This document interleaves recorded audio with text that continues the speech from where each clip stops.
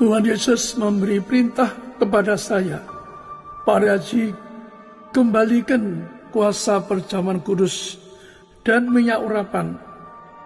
Di akhir zaman ini kita dijanjikan yang terima minyak dan anggur tidak dirusakkan. Shalom Bapak Ibu Saudara sekalian yang diberkati dan dikasih oleh Tuhan Yesus Kristus dimanapun kita berada. Kiranya kita tetap sehat, tetap semangat dalam mengikuti Tuhan Yesus Kristus, Bapak Yahweh Yeshua HaMashiach Elohim.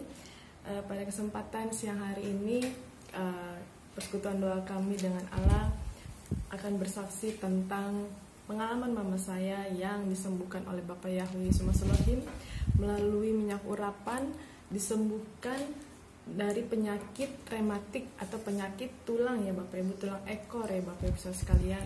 Itu kejadiannya sebenarnya sudah lama, tahun berapa Mbak? Tahun 2004 Tahun 2004. Itu saya masih SD kelas 2 ya Bapak Ibu. Jadi saya masih kecil sekali ya, masih kelas 2 SD. Nah, itu ceritanya dulu mama saya itu pada saat saya SD itu mama saya itu sakit Bapak Ibu. Sakitnya itu sudah lama. Saya tidak tahu penyebabnya apa, mungkin karena nyuci malam-malam kali ya, saya juga kurang paham penyakit rematik itu. Terus ketika mama saya nganterin saya sekolah, dulu itu masih ada mobil jemputan Bapak Ibu, dan itu mama saya itu hanya bisa tiduran saja Bapak Ibu, tidak bisa banyak jalan gitu. Jalan bisa ya Mak, jalan itu bisa, tetapi sakit-sakit Bapak Ibu. Jadi ada kalanya mama saya pergi sendiri, jadi nganter jemput sekolah itu kadang saya diantar mama saya, kadang saya naik jemputan gitu Bapak Ibu. Tapi ketika mama saya nganterin saya sekolah itu Bapak Ibu, pada saat saya masih SD, mama saya itu naik angkot, terus sambil tertati-tati memegangi tulang ekornya gitu Bapak Ibu. Jadi seperti udah bungkuk gitu Bapak Ibu sekalian. Nah itu sambil menahan tulang ekornya gitu Bapak Ibu. Terus kami naik turun angkot gitu pada saat saya masih SD. Terus pada saat di sekolah Bapak Ibu, saya masih pada saat itu masih jam belajar. Terus mama saya itu tiduran di kantin sekolah, dan di situ kan biasa kalau sekolah ya banyak ibu-ibu ya gitu Bapak Ibu. Nah mama saya tiduranlah di kantin. Nah terus ada teman mama saya tanya, Mama Ita kenapa itu, sakit apa sih katanya gitu, kok cuma bisa tiduran tapi kok bisa kuat gitu nganterin Ita ke sekolah katanya gitu. Padahal rumah saya dan sekolah itu cukup jauh Bapak Ibu, jadi harus bisa naik angkot Bapak Ibu.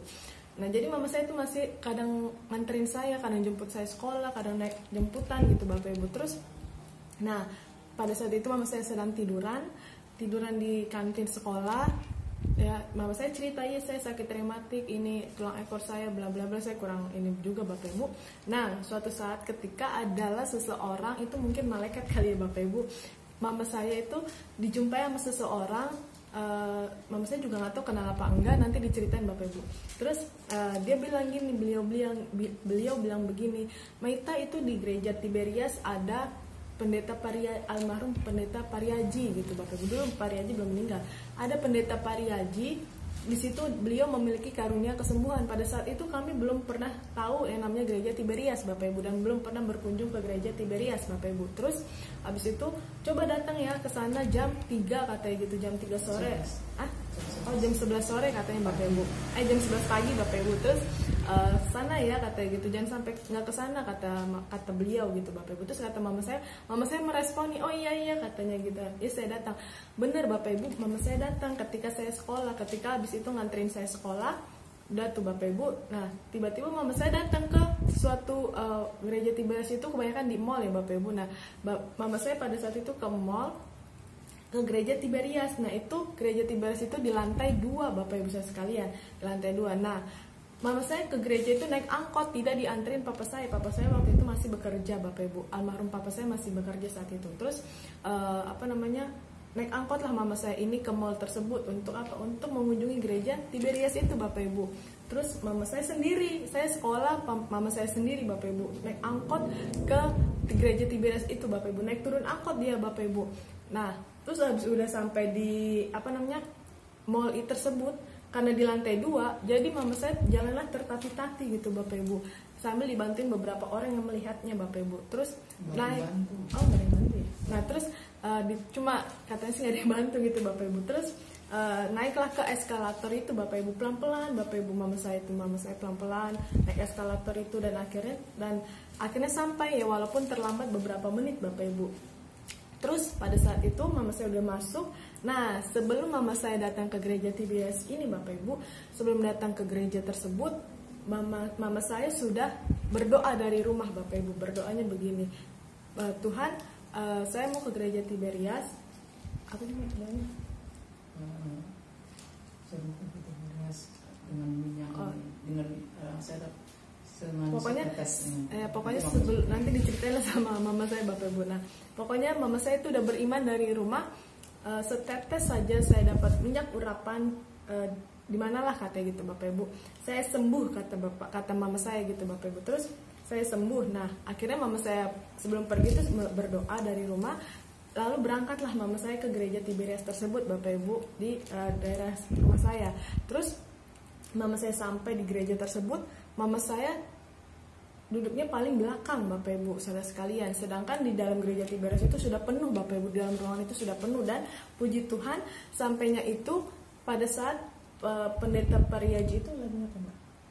Sudah selesai khotbah. Oh, sudah selesai khotbah. Dan pada saat itu biasalah kalau habis selesai khotbah minta didoain ya Bapak Ibu, ada pengurapan minyak urapan gitu Bapak Ibu. Nah, disitulah mama saya dengan iman mama saya, dengan setetes saya mendapat minyak urapan, saya sembuh kata mama saya seperti itu Bapak Ibu, imannya Bapak Ibu. Terus mama saya dapat belakang, dan puji Tuhan pada saat Pariaji mencurahkan minyak urapan itu Bapak Ibu yang sudah didoakan, mama saya dapat di jidatnya ini Bapak Ibu sekalian, di jidatnya itu dapat mama saya minyak urapan itu Bapak Ibu. Terus habis itu, nah habis didapat terasa kata mama saya di jidat itu, aku sudah sembuh kata mama saya seperti itu Bapak Ibu. Dan terus kata ada orang, ibu nggak ke depan katanya gitu kan.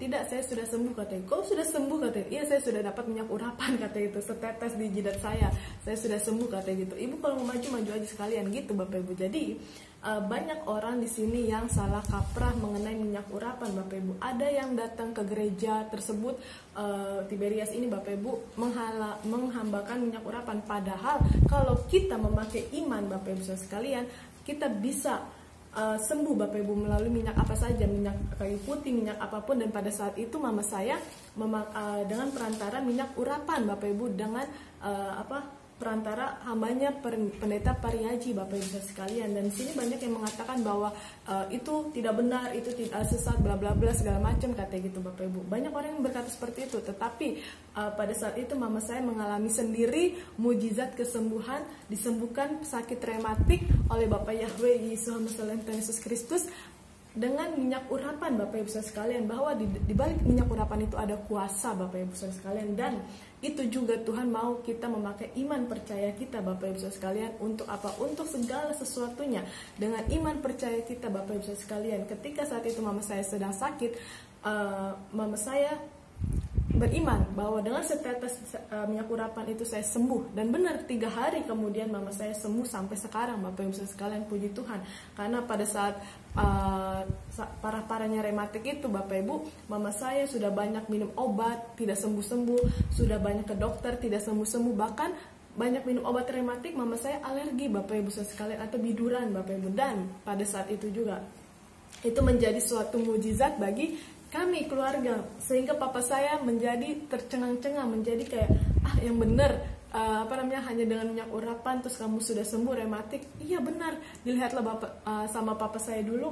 Wow, iya, jadi suatu cerita lah Bapak Ibu sekalian, suatu mujizat besar yang kami alami Bapak Ibu sekalian. Jadi ketika Tuhan mau pakai cara atau alatnya untuk menyembuhkan anak-anaknya, itu percaya Bapak Ibu, imani bahwa apapun Tuhan bisa pakai untuk menyembuhkan kita Bapak Ibu. Jadi mau kamu pakai minyak urapan seember pun di dalam tubuh kamu, kalau kamu tidak beriman, itu tidak akan berfungsi Bapak Ibu, itu tidak akan sembuh Bapak Ibu sekalian. Maka dari itu Tuhan minta adalah iman, karena iman adalah sesuatu yang tidak bisa kita lihat, tetapi bisa kita rasakan dan bisa kita percaya Bapak Ibu sekalian. Itu jadi dengan adanya minyak urapan itulah menjadi suatu mukjizat Bapak Ibu sekalian. Kalau kamu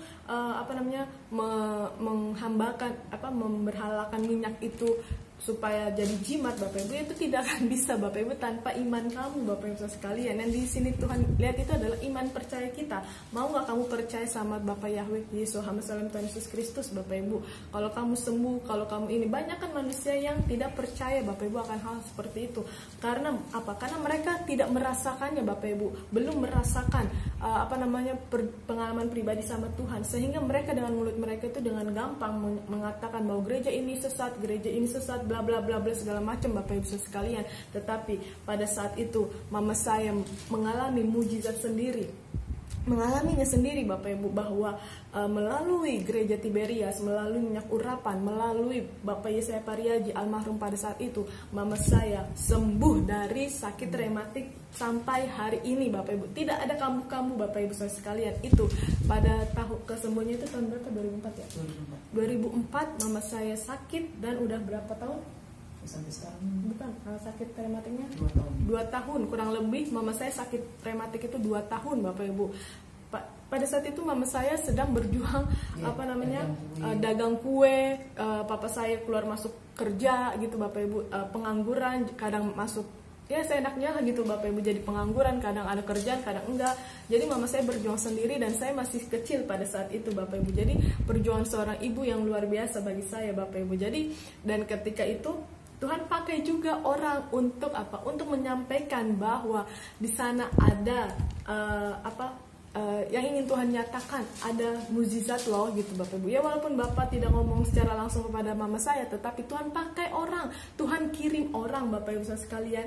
Dan sampai saat ini kami tidak mengenal, kami tidak bertemu dengan orang itu Bapak Ibu. Jadi kami menganggap itu mungkin malaikat lah gitu Bapak Ibu. Bukan mungkin, tapi itu malaikat Bapak Ibu sekalian yang menyampaikan pesan itu, bahwa kita harus datang ketika ada suatu kabar Bapak Ibu, kabar gembira ya Bapak Ibu, untuk suatu masalah hidup kita. Karena Tuhan bisa memakai orang-orang yang diutusnya Bapak Ibu saudara sekalian. Makanya dikatakan di firman Tuhan, berbahagialah mereka yang menerima orang-orang yang kuutus, tetapi celakalah mereka yang menolak orang-orang yang kuutus. Itu artinya mereka menolak aku, menolak Bapak Yahweh Yeshua HaMashiach Elohim. Tetapi bagi mereka yang menerima orang-orang yang kuutus adalah mereka menerima Bapakku Yeshua HaMashiach Elohim Bapak Ibu sekalian itu. Jadi ketika ada orang yang datang kepada kamu untuk menyampaikan pesan firman Tuhan, atau menyampaikan kesembuhan, atau apapun itu Bapak Ibu, itu kita harus respon, kita harus terima, kita harus menerima mereka dengan tangan terbuka, dengan hati yang penuh sukacita Bapak Ibu.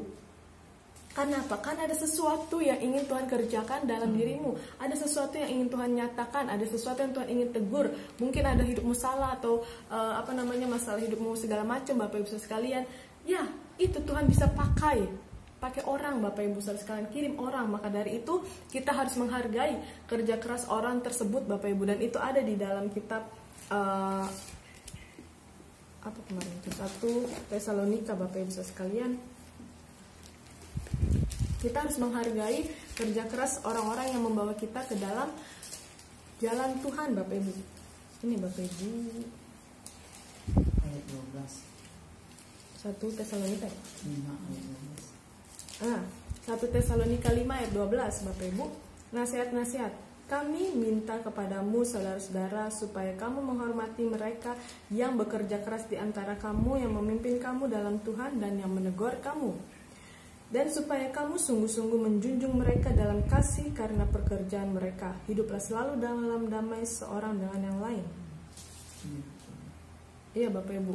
Itu jadi ketika ada orang yang Tuhan utus untuk memberitakan kebenaran firman Tuhan kepada kamu, untuk menyampaikan suatu pesan, mujizat atau apapun itu Bapak Ibu, kita harus terima, kita harus respon dengan penuh sukacita, dengan penuh kerendahan hati, seperti mama saya pada saat itu. Karena mama saya benar-benar ingin sembuh pada saat itu, jadi mama saya meresponin suatu berita dari orang tersebut Bapak Ibu. Dan akhirnya mama saya meresponin, mama saya datang ke gereja tersebut, ke gereja Tiberias, dan menerima mujizat kesembuhan Bapak Ibu. Jadi kami tidak hanya mendengar cerita dari orang lain, tetapi kami merasakannya sendiri Bapak Ibu. Dan seperti kalau Bapak Ibu mengikuti kesaksian kami, tidak hanya lewat Tiberias Bapak Ibu sekalian, tetapi Tuhan juga pakai kaki saya, pada saat itu pengkor. Terus Tuhan memakai orang biasa untuk apa? Untuk menyatakan akan ada mujizat kesembuhan Bapak Ibu Saudara sekalian, dan itu juga memakai apa? Minyak Bapak Ibu Saudara sekalian, minyak kelapa Bapak Ibu, dan yang sudah didoakan Bapak Ibu Saudara sekalian. Dan pada saat itu juga saya masih kecil dan memakai iman mama saya pada saat itu Bapak Ibu, dan 3 hari kaki saya tidak pengkor sampai sekarang Bapak Ibu sekalian. Atau pengkor itu bahasanya bengkok Bapak Ibu sekalian, bahasa Medannya pengkor. Itu pengkor itu tidak bengkok Bapak Ibu sekalian. Pengkor itu bengkok. Jadi sampai sekarang kaki saya tidak bengkok Bapak Ibu, atau tidak pengkor sampai sekarang. Puji Tuhan, haleluya. Nah, maka dari itu ketika kita percaya, mau pakai apapun alatnya, mau pakai minyak, apapun itu Bapak Ibu, ketika kita sudah doakan, ketika sudah kita serahkan barang tersebut kepada Bapak Yahweh, maka akan besar kuasanya Bapak Ibu. Doa orang percaya besar kuasanya Bapak Ibu sekalian. Doa orang benar bila didoakan besar kuasanya Bapak Ibu sekalian. Jadi ketika kita Tuhan mau memakai seseorang itu untuk mengutus hambanya untuk menyampaikan pesan-pesan, kita harus terima mereka Bapak Ibu. Mau lewat YouTube kayak mau lewat biasa atau apapun itu, kita harus terima Bapak Ibu Saudara sekalian, karena itu ada maksud Tuhan yang ingin Tuhan nyatakan dalam hidup Bapak Ibu Saudara sekalian itu Bapak Ibu. Jadi, dan juga ada firman tentang minyak ya Bapak Ibu dalam kitab Yakobus Perjanjian Baru, Yakobus 5 ayat 14 Bapak Ibu. Yakobus 5 ayatnya yang ke-12. Nih, mengenai sumpah dan doa untuk orang sakit. Tetapi yang terutama saudara-saudara, janganlah kamu bersumpah demi sorga maupun demi bumi atau demi sesuatu yang lain. Jika ayat 14 Bapak Ibu, maaf. Yakobus 5 ayat 14. Kalau ada seorang di antara kamu yang sakit, baiklah ia memanggil para penatua jemaat supaya mereka mendoakan dia serta mengolesnya dengan minyak dalam nama Tuhan. Ya kan Bapak Ibu? Dan ayat 15, dan doa yang lahir dari iman akan menyelamatkan orang sakit itu, dan Tuhan akan membangunkan dia, dan jika ia telah berbuat dosa, maka dosanya itu akan diampuni. Jadi benar kan Bapak Ibu? Minyak itu besar kuasanya Bapak Ibu. Kalau kita percaya ada pengurapan Tuhan Yesus Kristus di dalam minyak tersebut Bapak Ibu, ada kuasa di balik minyak urapan dan perjamuan kudus Bapak Ibu. Banyak yang tidak percaya, itu sesat, gereja ini sesat, bla bla bla bla Bapak Ibu. Tetapi kalau kita sudah merasakannya sendiri, pasti kita tidak akan berani bilang itu orang itu sesat dan segala macam Bapak Ibu sekalian. Maka dari itu Tuhan meminta kami untuk bersaksi bahwa ada urapan, ada kuasa di balik minyak, urapan dan perjamuan kudus. Maka dari itu di dalam persekutuan doa kami diminta oleh Bapak Yahweh untuk selalu mengurapi dengan minyak urapan. Kalau zaman dulu kan pakai darah anak domba, diolesin di depan pintu supaya terhindar dari maut Bapak Ibu. Nah kalau sekarang memakai minyak urapan Bapak Ibu sekalian, itu benar Bapak Ibu sekalian, besar kuasanya dan perjamuan kudus. Karena dengan kita percaya dan kita mengimani ada perjamuan kudus, minyak dan anggur tidak akan pernah dirusak Bapak Ibu sekalian. Itu jadi ketika mama saya sembuh dari sakit itu Bapak Ibu, saya dulu pada saat kecil saya tidak mengerti ya Bapak Ibu, tetapi ketika saya sudah semakin dewasa besar gitu Bapak Ibu, wow, ternyata Tuhan Yesus dahsyat, Tuhan Yesus baik. Tuhan bisa memakai apa saja Bapak Ibu. Jadi tidak hanya gereja Tiberias, tetapi ketika kita mau mendengar perkataan Tuhan, mau mengikuti kehendak Tuhan Bapak Ibu, Tuhan bekerja saat itu juga Bapak Ibu saudara sekalian. Jadi 3 hari mama saya setelah pulang dari gereja tersebut Bapak Ibu, mama saya sembuh 3 hari. Dan papa saya, almarhum papa saya pada saat itu tercengang-cengang melihatnya, terkagum-kagum Bapak Ibu saudara sekalian. Sampai wow, apa ngomongnya? Sembuh dari minyak itu. Oh iya, sembuh dari minyak itu. Padahal papa saya mau mencoba bawa ke orang pintar, mau mencoba bawa ke alternatif, obat-obatan dokter itu sudah tidak mempan Bapak Ibu sekalian. Jadi mau dibawa ke segala macam Bapak Ibu, tetapi Tuhan tidak mau anaknya dirusakkan oleh hal-hal yang seperti itu Bapak Ibu. Maka dari itu Tuhan mau menyatakan mujizatnya kepada keluarga kami, yaitu melalui orang tersebut. Tuhan pakai untuk memberitakan bahwa di sana ada mujizat, ada kesembuhan Bapak Ibu sekalian. Dan pada saat itu booming sekali gereja tersebut, dibilang sesat lah, dibilang inilah segala macam.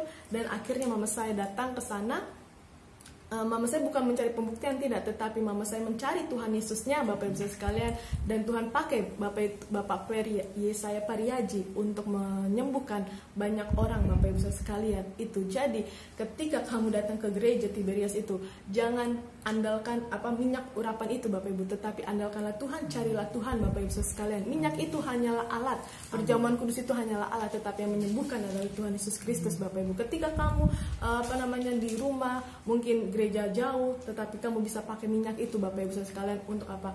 Untuk mengurapi kamu, Bapak Ibu. Tetapi minyak itu didoakan dulu untuk apa? Supaya ada urapan Tuhan Yesus Kristus yang bekerja dalam minyak tersebut, sehingga minyak itu bisa menjadi perantara untuk menyembuhkan kamu. Tetapi yang menyembuhkan adalah Tuhan Yesus Kristus, Bapak Ibu sekalian. Jadi disitulah mama saya merasakan sendiri mujizat dari disembuhkan penyakit dari kuasa minyak urapan dan perjamuan kudus, Bapak Ibu. Jadi bukan dari mulut orang, bukan dari kata si A, kata si B, kata si C, bla bla bla bla segala macam, Bapak Ibu. Tetapi ketika kita datang ke gereja mau mencari Tuhan Yesus Kristus, Tuhan Yesus hadir, Bapak Ibu. Tuhan Yesus mau menyatakan mujizatnya pada saat itu, Bapak Ibu. Pada saat itu juga Tuhan Yesus bekerja. Kalau kamu fokus datang kepada Bapa Yahweh Yesus HaMashiach, bukan mencari manusianya, bukan mencari orang-orangnya, bukan mencari hal-hal duniawi, Bapak Ibu sekalian. Karena banyakkan manusia itu, Bapak Ibu sekalian, ke gereja hanya sekedar saja, Bapak Ibu. Dan disitulah Tuhan Yesus sedih ketika kita datang ke gereja hanya sekedar saja. Padahal kalau ibadah disertai dengan rasa cukup, itu ada mujizat berkat Tuhan Yesus Kristus tersendiri, Bapak Ibu sekalian, dalam hidup kita. Dan kita juga harus mengalami perjumpaan pribadi sama Tuhan supaya kita bisa merasakan, menceritakan keajaiban Tuhan, kebaikan Tuhan setiap hari. Jadi ada cerita gitu, Bapak Ibu, kepada orang-orang yang kita temui. Mau orang itu percaya atau tidak percaya terserah. Yang penting kamu sudah bercerita, bersaksi, itu artinya kamu sudah menabung harta di sorga, Bapak Ibu sekalian. Katanya mau punya rumah di sorga, katanya mau masuk surga kan, Bapak Ibu. Kita harus belajar menabung harta di sorga sekarang ini, Bapak Ibu sekalian itu. Jadi itulah sedikit dari saya, dan ini nanti mama saya akan menceritakan tentang kesembuhannya lebih detail lagi ya, Bapak Ibu. Aduh, gimana? Ya.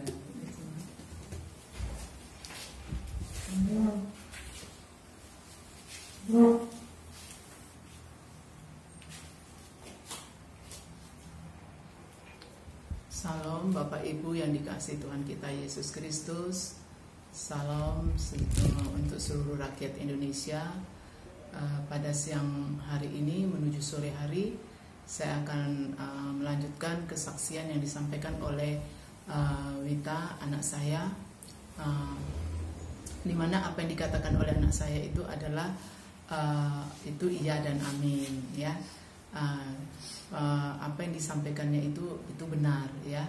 Nah, di sini saya mau bersaksi tentang pertolongan Tuhan itu sangat banyak yang saya alami, ya, dari saya sejak masih kecil, ya, walaupun saya belum mengerti saat itu, ya, tapi saya boleh merasakan pertolongan Tuhan yang luar biasa. Sebetulnya tidak hanya dari rematik, ya, Tuhan sembuhkan, ya, banyak sekali Tuhan sudah kasih saya sembuh. Karena waktu kecil waktu saya masih kecil saja, ya, masih ada almarhum papi mami saya masih hidup waktu itu. Kita 5 bersaudara, saya yang paling lemah fisiknya, ya, tubuh saya paling lemah, ya, saya lambat berjalan, ya, saya lambat dalam segala-galanya gitu. Nah, waktu kecil itu saya dengan seiringnya waktu berjalan, ya, bertambahnya usia saya masih anak-anak itu, saya juga pernah loh ngalami kutil, ya, kutil. Saudara mungkin tahu, ya, kutil itu di tangan tumbuh daging. Nah, di tangan itu kutil itu penuh, saudara. Nah, di tangan saya itu penuh kutil. Ya, di sini, ya, di dua tangan ini, tapi hanya sebatas di sini. Nah, itu kutil itu penuh, saudara. Itu sempat sama orang tua saya juga mau dibawa ke rumah sakit, ya. Waktu itu orang tua saya masih dinas, ya, sekarang udah pensiun, udah almarhum. Itu sempat saya juga mau dibawa ke rumah sakit itu, dan kata dokter spesialis kulit waktu itu, ya, di Sumatera Utara, ya, kami waktu itu tinggal di Sumatera Utara, itu saya harus dioperasi waktu kecil itu. Nah, tapi orang tua saya sudah sempat orang tua saya sudah membawa saya ke rumah sakit. Nah, Sudah dibawa ke rumah sakit ya, ke spesialis ke dokter ahli bedah. Tiba-tiba saya waktu mau masuk rumah sakit itu ya, ada orang-orang yang akan mau dioperasi, ada berapa orang gitu. Nah, jadi saya yang paling terakhir gitu loh. Nah, tapi sewaktu saya belum masuk kamar OKA, dulu kamar OKA ya, ruangan bedah gitu, ruangan operasi itu, ada seseorang menyampaikan suara, berkata kepada papi saya. Nah, itu tangan saya tuh penuh kutil dulu saudara ya. Ini saya saksikan ini ya. Waktu itu saya juga kelas 2 SD. Waktu itu saya kelas 2 SD ya. Itu kutil penuh di sini saudara. Tapi ada seseorang, itu saya masih ingat ya. Saya kelas 2 SD, saya tapi masih ingat saya. Dijumpain papi saya tuh. Papi saya dijumpain, terus kalau bisa agak kurang terang. Ya. Jadi papi saya dijumpain, kalau bisa jangan dioperasi om, katanya gitu. Makan saja pisang. Waktu itu saya masih kecil itu saudara-saudara. Disuruh saya makan pisang Banten. Kalau sekarang di sini di Jawa dibilang pisang Lampung, tapi kalau di Sumatera dibilang pisang Banten ya. Nah, papi banyak-banyak saja makan pisang katanya gitu. Lalu papi saya merespon orang yang berkata demikian. Disuruh saya makan pisang. Sebanyak-banyak mungkin makan pisang om. Kalau bisa kulit pisang itu dioleskan ke tangannya. Puji Tuhan papi saya merespon. Itu saya mendengar saudara. Padahal saya masih kelas 2 SD. Saya masih ingat itu. Ya, seorang bapak-bapak itu datang kepada papi saya. Itu udah mau rencana dioperasi. Tunggu berapa? 2 orang yang sedang mau dioperasi. Nah, papi saya membatalkan operasi itu. Lalu papi saya pulang bersama saya. Saya katakan, papi tidak dioperasi. Saya tidak dioperasi. Tidak usah, kata papi. Pulang saja kita. Ada suara itu, ya. Papi saya merespon. Sampai di rumah, papi saya itu beli pisang 1 tandan. Pisang apa tuh saudara? Pisang Lampung. Ya, pisang Banten. Kalau di Jawa bilang pisang Banten. Pisang Lampung lah. Kalau di Jawa bilang pisang Lampung. Yang kecil-kecil. Tapi kalau di Medan bilang pisang Banten. Nah, itu papi saya beli 1 tandan, itu saya makan. Saya disuruh papi saya makan ini nak, pisang ini enak. Ya saya makan. Itu jujur saudara, karena pisang itu enak, jadi saya makan aja. Saya makan itu saudara. Ya saya makan sampai habislah itu 1 tandan.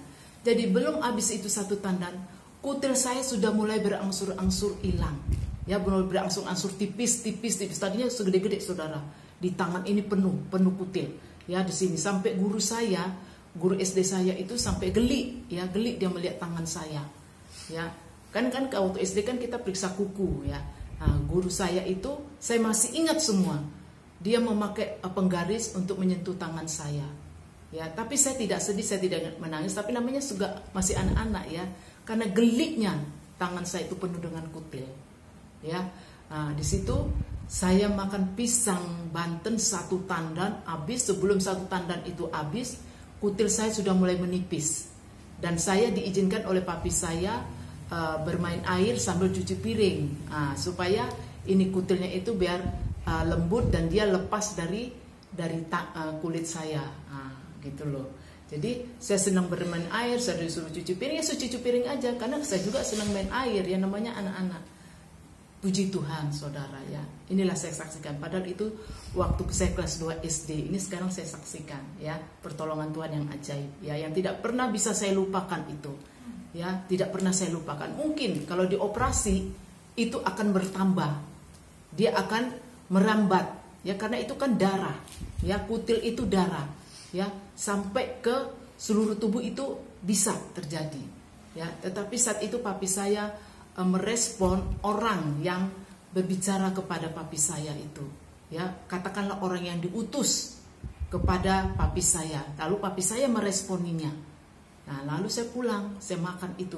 Begitu saya sampai di rumah, papi saya langsung beli pisang tandan itu, lalu saya makan saudara sampai habis dan kulitnya itu saya olesin di tangan. Puji Tuhan, belum 1 tandan itu habis, kutil saya hilang semua, bersih sampai hari ini, tidak ada bekasnya saudara. Dan tidak dioperasi. Kalau dioperasi pun tidak jalan keluarnya.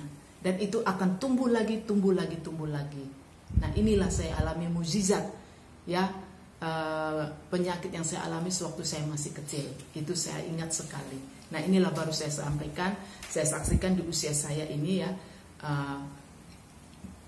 kesaksian mukjizat ini. Ya, itu mukjizat yang saya alami pertama kali saya waktu masih kecil. Jadi kutil ini bersih tanpa ada operasi. Nah, ya itu berarti apa? Tuhan pakai juga orang yang diutus. Orang yang diutus itu datang ke rumah sakit, ya. Walaupun papi saya tidak cerita, tapi saya itu membayangi saya waktu saya masih dan sampai hari ini pun saya suka teringat itu, ya. Karena apa? Karena kebaikan Tuhan, pertolongan Tuhan yang begitu luar biasa dalam hidup saya, yang tidak bisa saya lupakan seumur hidup saya. Ya, saya tidak menyangka hari ini saya diizinkan Tuhan untuk bersaksi tentang mukjizat yang saya alami, ya. Di sini saya mau bercerita bagaimana pertolongan Tuhan waktu tahun 2004, ya saudara, saya mengalami penyakit rematik, ya. Saya mengalami itu penyakit rematik 2 tahun, saudara, ya. Itu badan saya habis, saudara, ya, habis. Badan saya seperti ini baru aja nih gemuk, ya. Ya, kalau dulu itu separuh badan saya itu habis. Saya susah untuk beraktivitas. Untuk duduk itu saya sangat sulit, ya. Pinggang saya itu saya pakai kemben. Kalau orang bilang kemben untuk kebaya, itu saya pakai kemben itu setiap hari untuk menahan rasa sakit saya di tulang ekor, ya. Di tulang ekor saya ini sakit sekali, saudara. Kalau duduk, kalau mau berdiri, mau berjalan, yang nggak saya rasa sakit itu kalau saya lagi mau tidur. Saat saya mau tidur itu tidak ada rasa sakit sedikit pun. Mau berguling kek, mau merebahan, mau apa gitu, tidak rasa sakit. Tapi pada saat bangun tidur, ya, mau bergerak, mau duduk, itu sakitnya luar biasa, saudara. Sampai saya menjerit-jerit, ya. Nggak mungkin saya bangun tidur langsung berdiri jalan, tidak. Saya harus pegangan tempat tidur saya, ya. Saya mengambil keseimbangan fisik tubuh saya supaya saya bisa berdiri, ya, jangan sampai saya jatuh.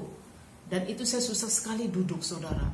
Keringat jagung itu sebesar-besar jagung, saudara, ya, air keringat itu keluar karena menahan rasa sakit, saudara. Jadi itu saya alami, yaitu 2 tahun, saudara, ya. Tidak mudah untuk saya menahan rasa sakit itu, ya. Jadi 2 tahun itu saya menahan rasa sakit.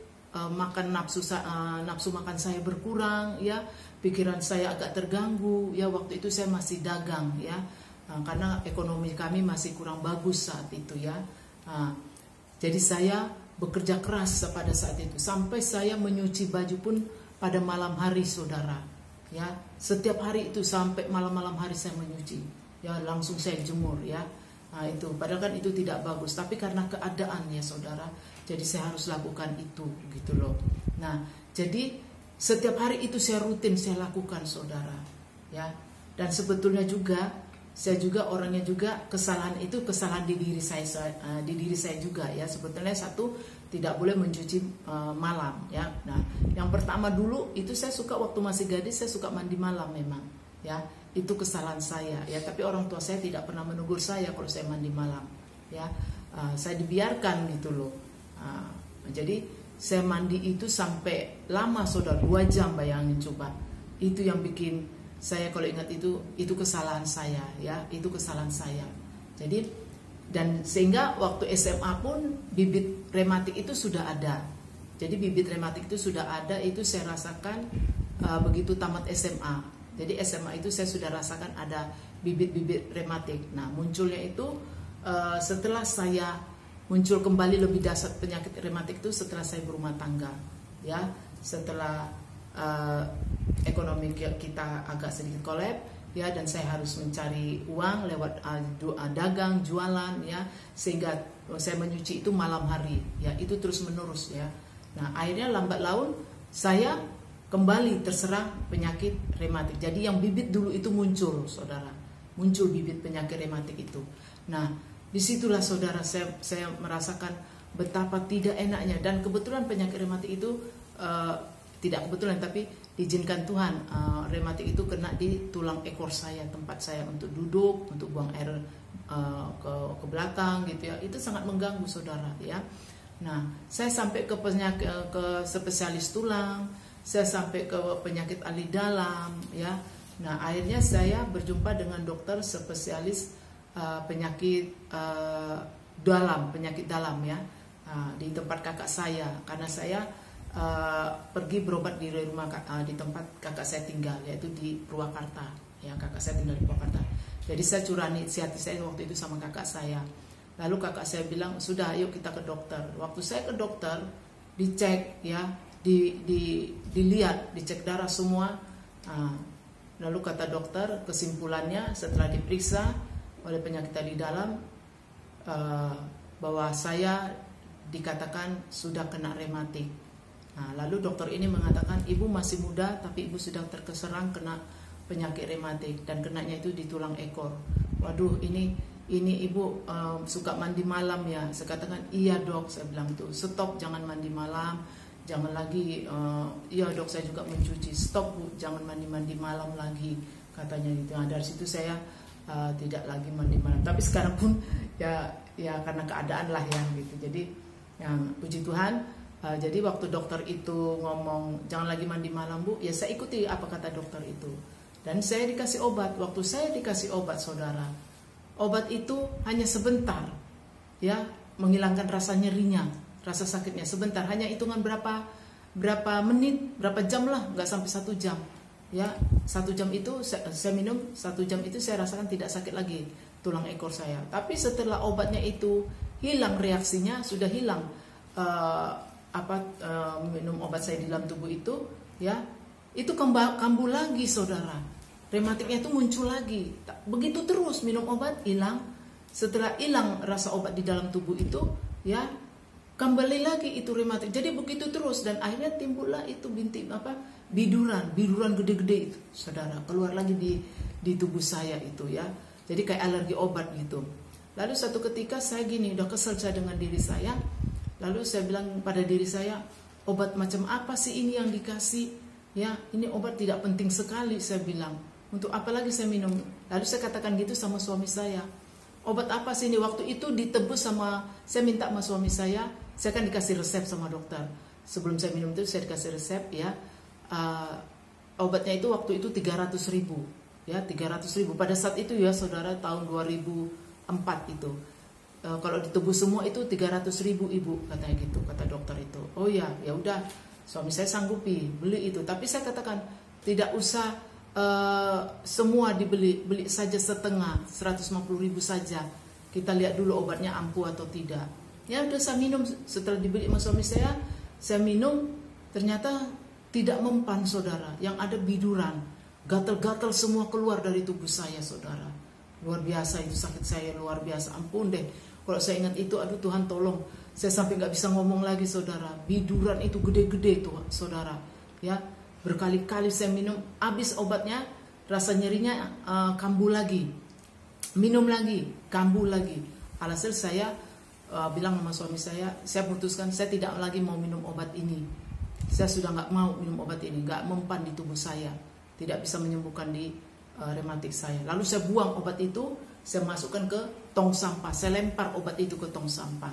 Nah, setelah saya buang itu obat ke tong sampah itu, besoknya saya ke sekolah, ngantar anak kami ke sekolah, ya, ngantar anak kami ke sekolah. Waktu itu tidak naik jemputan, ya, tidak naik jemputan karena saya ingin ngantar anak saya. Padahal saya sakit rematik, saudara, ya, saat jalan aja susah, apa-apa susah. Tapi saya ingin ngantar anak saya ke sekolah. Lalu saya antar anak sekolah. Nah, begitu saya antar anak saya ke sekolah, ya, saya menahan rasa sakit lah. Muka saya udah saya nggak ada rasa malu. Sampai di sekolah, di kantin itu ada kursi panjang, saya tiduran di situ, saudara. Saya tiduran di situ, saya nggak peduli, saya nggak malu sama guru-guru anak saya, nggak malu sama orang tua murid. Yang penting saya tiduran untuk ngilangin rasa sakit. Nah, orang-orang udah pada bertanya, kenapa ibu? Iya, saya sakit rematik. Nah, orang kan pada cuek. Tapi ada satu ketika, ya, berapa hari kemudian, satu ketika saya dijumpai oleh seorang ibu. Seorang ibu itu menjumpai saya. Waktu itu saya mau pulang. Waktu itu saya mau pulang sambil menunggu anak saya pelajaran terakhir. Lalu dia menjumpai saya, dia mengatakan, "Ibu, sakit apa?" katanya gitu. "Saya sakit rematik."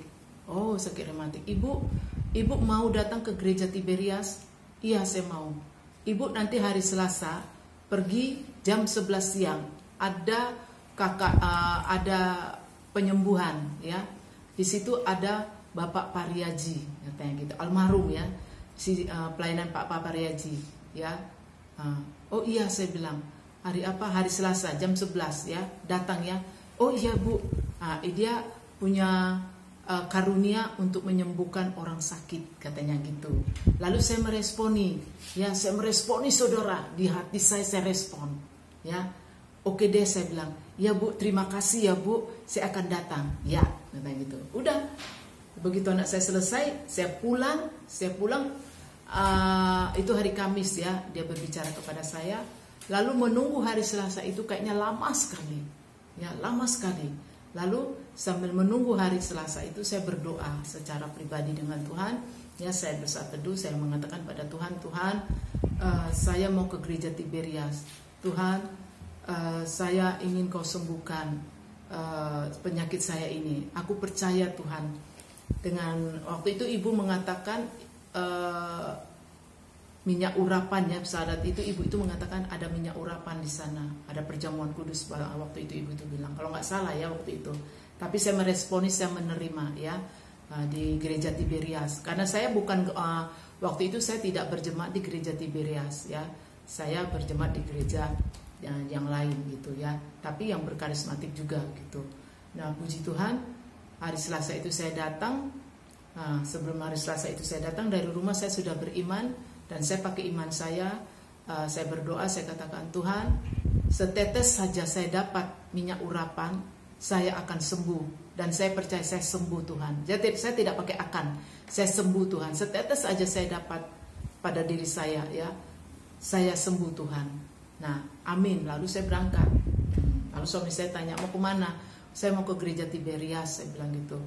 "Bisa?" "Ya, saya bisa." Padahal di situ saya sudah nggak kuat, saudara. Tapi saya tidak mau minta tolong sama suami saya, dan saya tidak mau minta tolong sama tetangga untuk ngantar. Saya jalan sendiri Tuhan, saudara, dari rumah ke gereja saya di Tiberias itu ya Tuhan, ya saudara.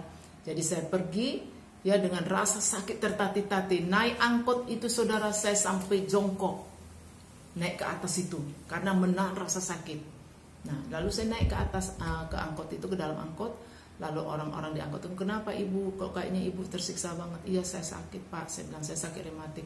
"Kok Ibu pergi?" "Iya, karena saya mau ke gereja, saya mau ke Tiberias." Saya terus terang saudara. "Oh gitu ya, iya di mana?" "Ya dekat di sana di mall," saya kata gitu. "Waduh, Ibu berani juga ya?" "Iya Pak," saya bilang gitu. Udah biasa saya bilang saja begitu. Puji Tuhan, sampai di sana saya pengen menangis, tapi saya udah malu gitu ya, takut mereka ini mas saya. Lalu saya turun pun saya bingung gimana lagi mau cara turun ya. Saya nggak bisa lari saudara, jalan pelan-pelan pun udah terasa sakit gitu. Akhirnya saya paksakan jalan, dan puji Tuhan ada eskalator, saya naik eskalator. Dan waktu saya datang itu waktu sudah berjalan, waktu itu sudah sudah selesai ibadah ya. Tinggal Pak Riaji berbicara untuk kesembuhan. Siapa yang ingin disembuhkan datang ke depan.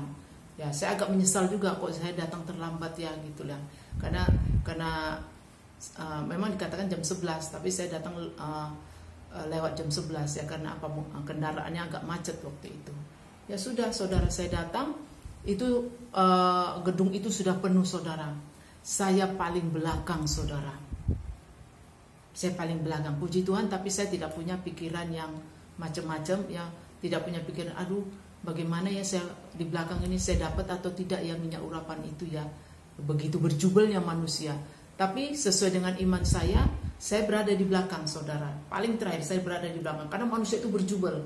Tapi dengan iman saya mengatakan, "Tuhan, setetes aja Tuhan, saya sembuh Tuhan." Nah, saya tidak ke depan karena sudah beradu-adu semua. Nah, lalu tibalah saatnya Pak Riaji. Dia angkat minyak urapan itu, dia doakan, dan bagi yang rindu untuk disembuhkan, dia mengatakan beriman bahwa Tuhan Yesuslah yang menyembuhkan. Nah, disitulah dia melemparkan itu minyak urapan dengan buka tutup botol, lalu dia sebarkan itu minyak urapan itu ke semua jemaat. Dan saat itu saya yang paling di belakang, paling terakhir, ya, tidak ada lagi jemaat. Saya yang paling di belakang itu, saudara. Setetes minyak itu saya dapat di kening saya. Saya sampai terbengong-bengong. Waduh, dahsyat juga ya. Begitu jauhnya minyak itu dihempaskan oleh sama almarhum Pak Riaji. Itu kena di kening saya, setetes seperti air hujan. Lalu waktu itu menetes di kening saya berkata, saya sudah sembuh Tuhan. Itu ucapan saya yang keluar. Saya sudah sembuh Tuhan. Lalu saya mundur lagi, saya tidak mundur tapi saya cari kursi, ya. Lalu saya mau duduk, di situ saya berdoa karena saya udah mau pulang. Saya mau pulang karena sudah terakhir ya untuk penyembuhan. Di situ orang berjubel, saudara. Mereka berebut maju ke depan. Lalu ada seseorang ibu mengatakan, berapa orang, ibu maju ke depan. Tidak, saya sudah sembuh. Ya, saya sudah dapat minyak urapan dari Tuhan. Ya, ibu sudah sembuh. Sudah, saya sudah sembuh. Nah, saya duduk, saya berdoa sebentar sebelum saya pulang. Saya berdoa. Ya, saya minta dipimpin oleh Tuhan. Nah, saya sudah berdoa. Amin. Saya keluar. Nah, begitu saya keluar, saya tidak langsung pulang. Saya duduk dulu. Saya cari makan karena saya lapar. Nah, begitu saya makan, udah selesai, ya saya pulang. Nah, begitu saya pulang, ya sakit sih sakit, masih rasa sakit ya. Tapi nggak saya hiraukan, ya. Saya jalan, seperti biasa saya jalan. Tapi begitu saya sampai di rumah, ya berapa hari kemudian, 3 hari, ya 3 hari. Kayak seperti saya dilupakan sama Tuhan mengenai sakit saya yang rematik ini. Puji Tuhan, saudara. 3 hari dari saya di gereja Tiberias, saya diurapi oleh Pak Riaji. Saya sembuh total, saudara. Saya mengalami sakit rematik itu 2 tahun, saudara. Saya sembuh total setelah 3 hari. Ya, setelah 3 hari itu saya sembuh total. Waktu saya mau menyuci, saya tidak rasakan sakit.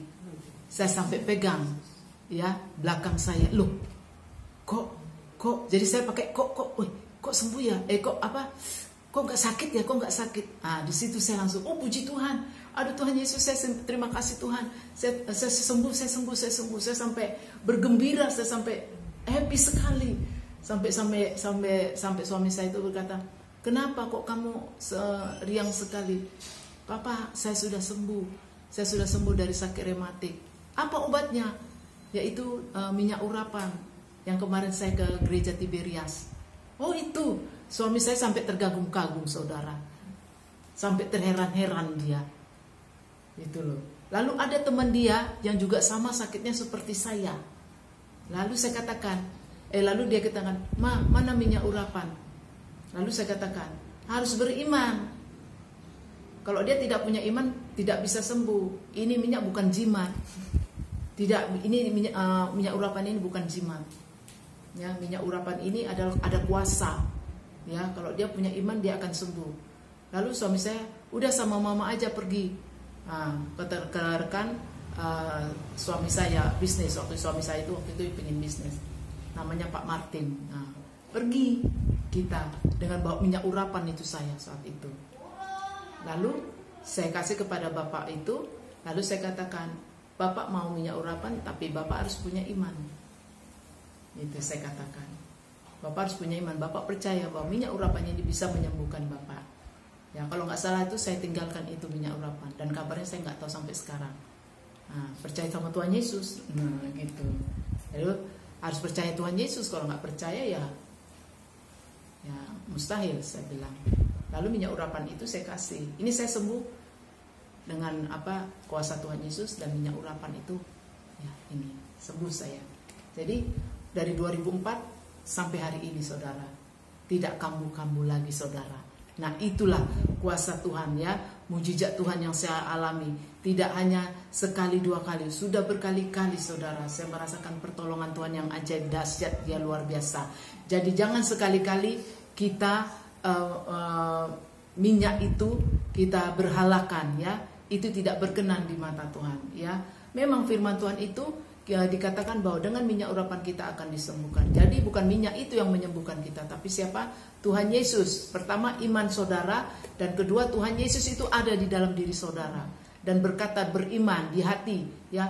Kalau saudara punya niat, ya, hati saudara itu yang Tuhan lihat itu hati saudara, ya. Tapi kalau saudara tidak di hati saudara tidak percaya, satu ember pun minyak urapan itu jatuh ke tubuh saudara, ya, ataupun satu botol saat saudara maju di gereja, ya. Tapi kalau saudara tidak memiliki iman, saudara tidak akan sembuh, ya. Padahal Tuhan bilang setetes saja, bila itu memiliki iman itu akan sembuh.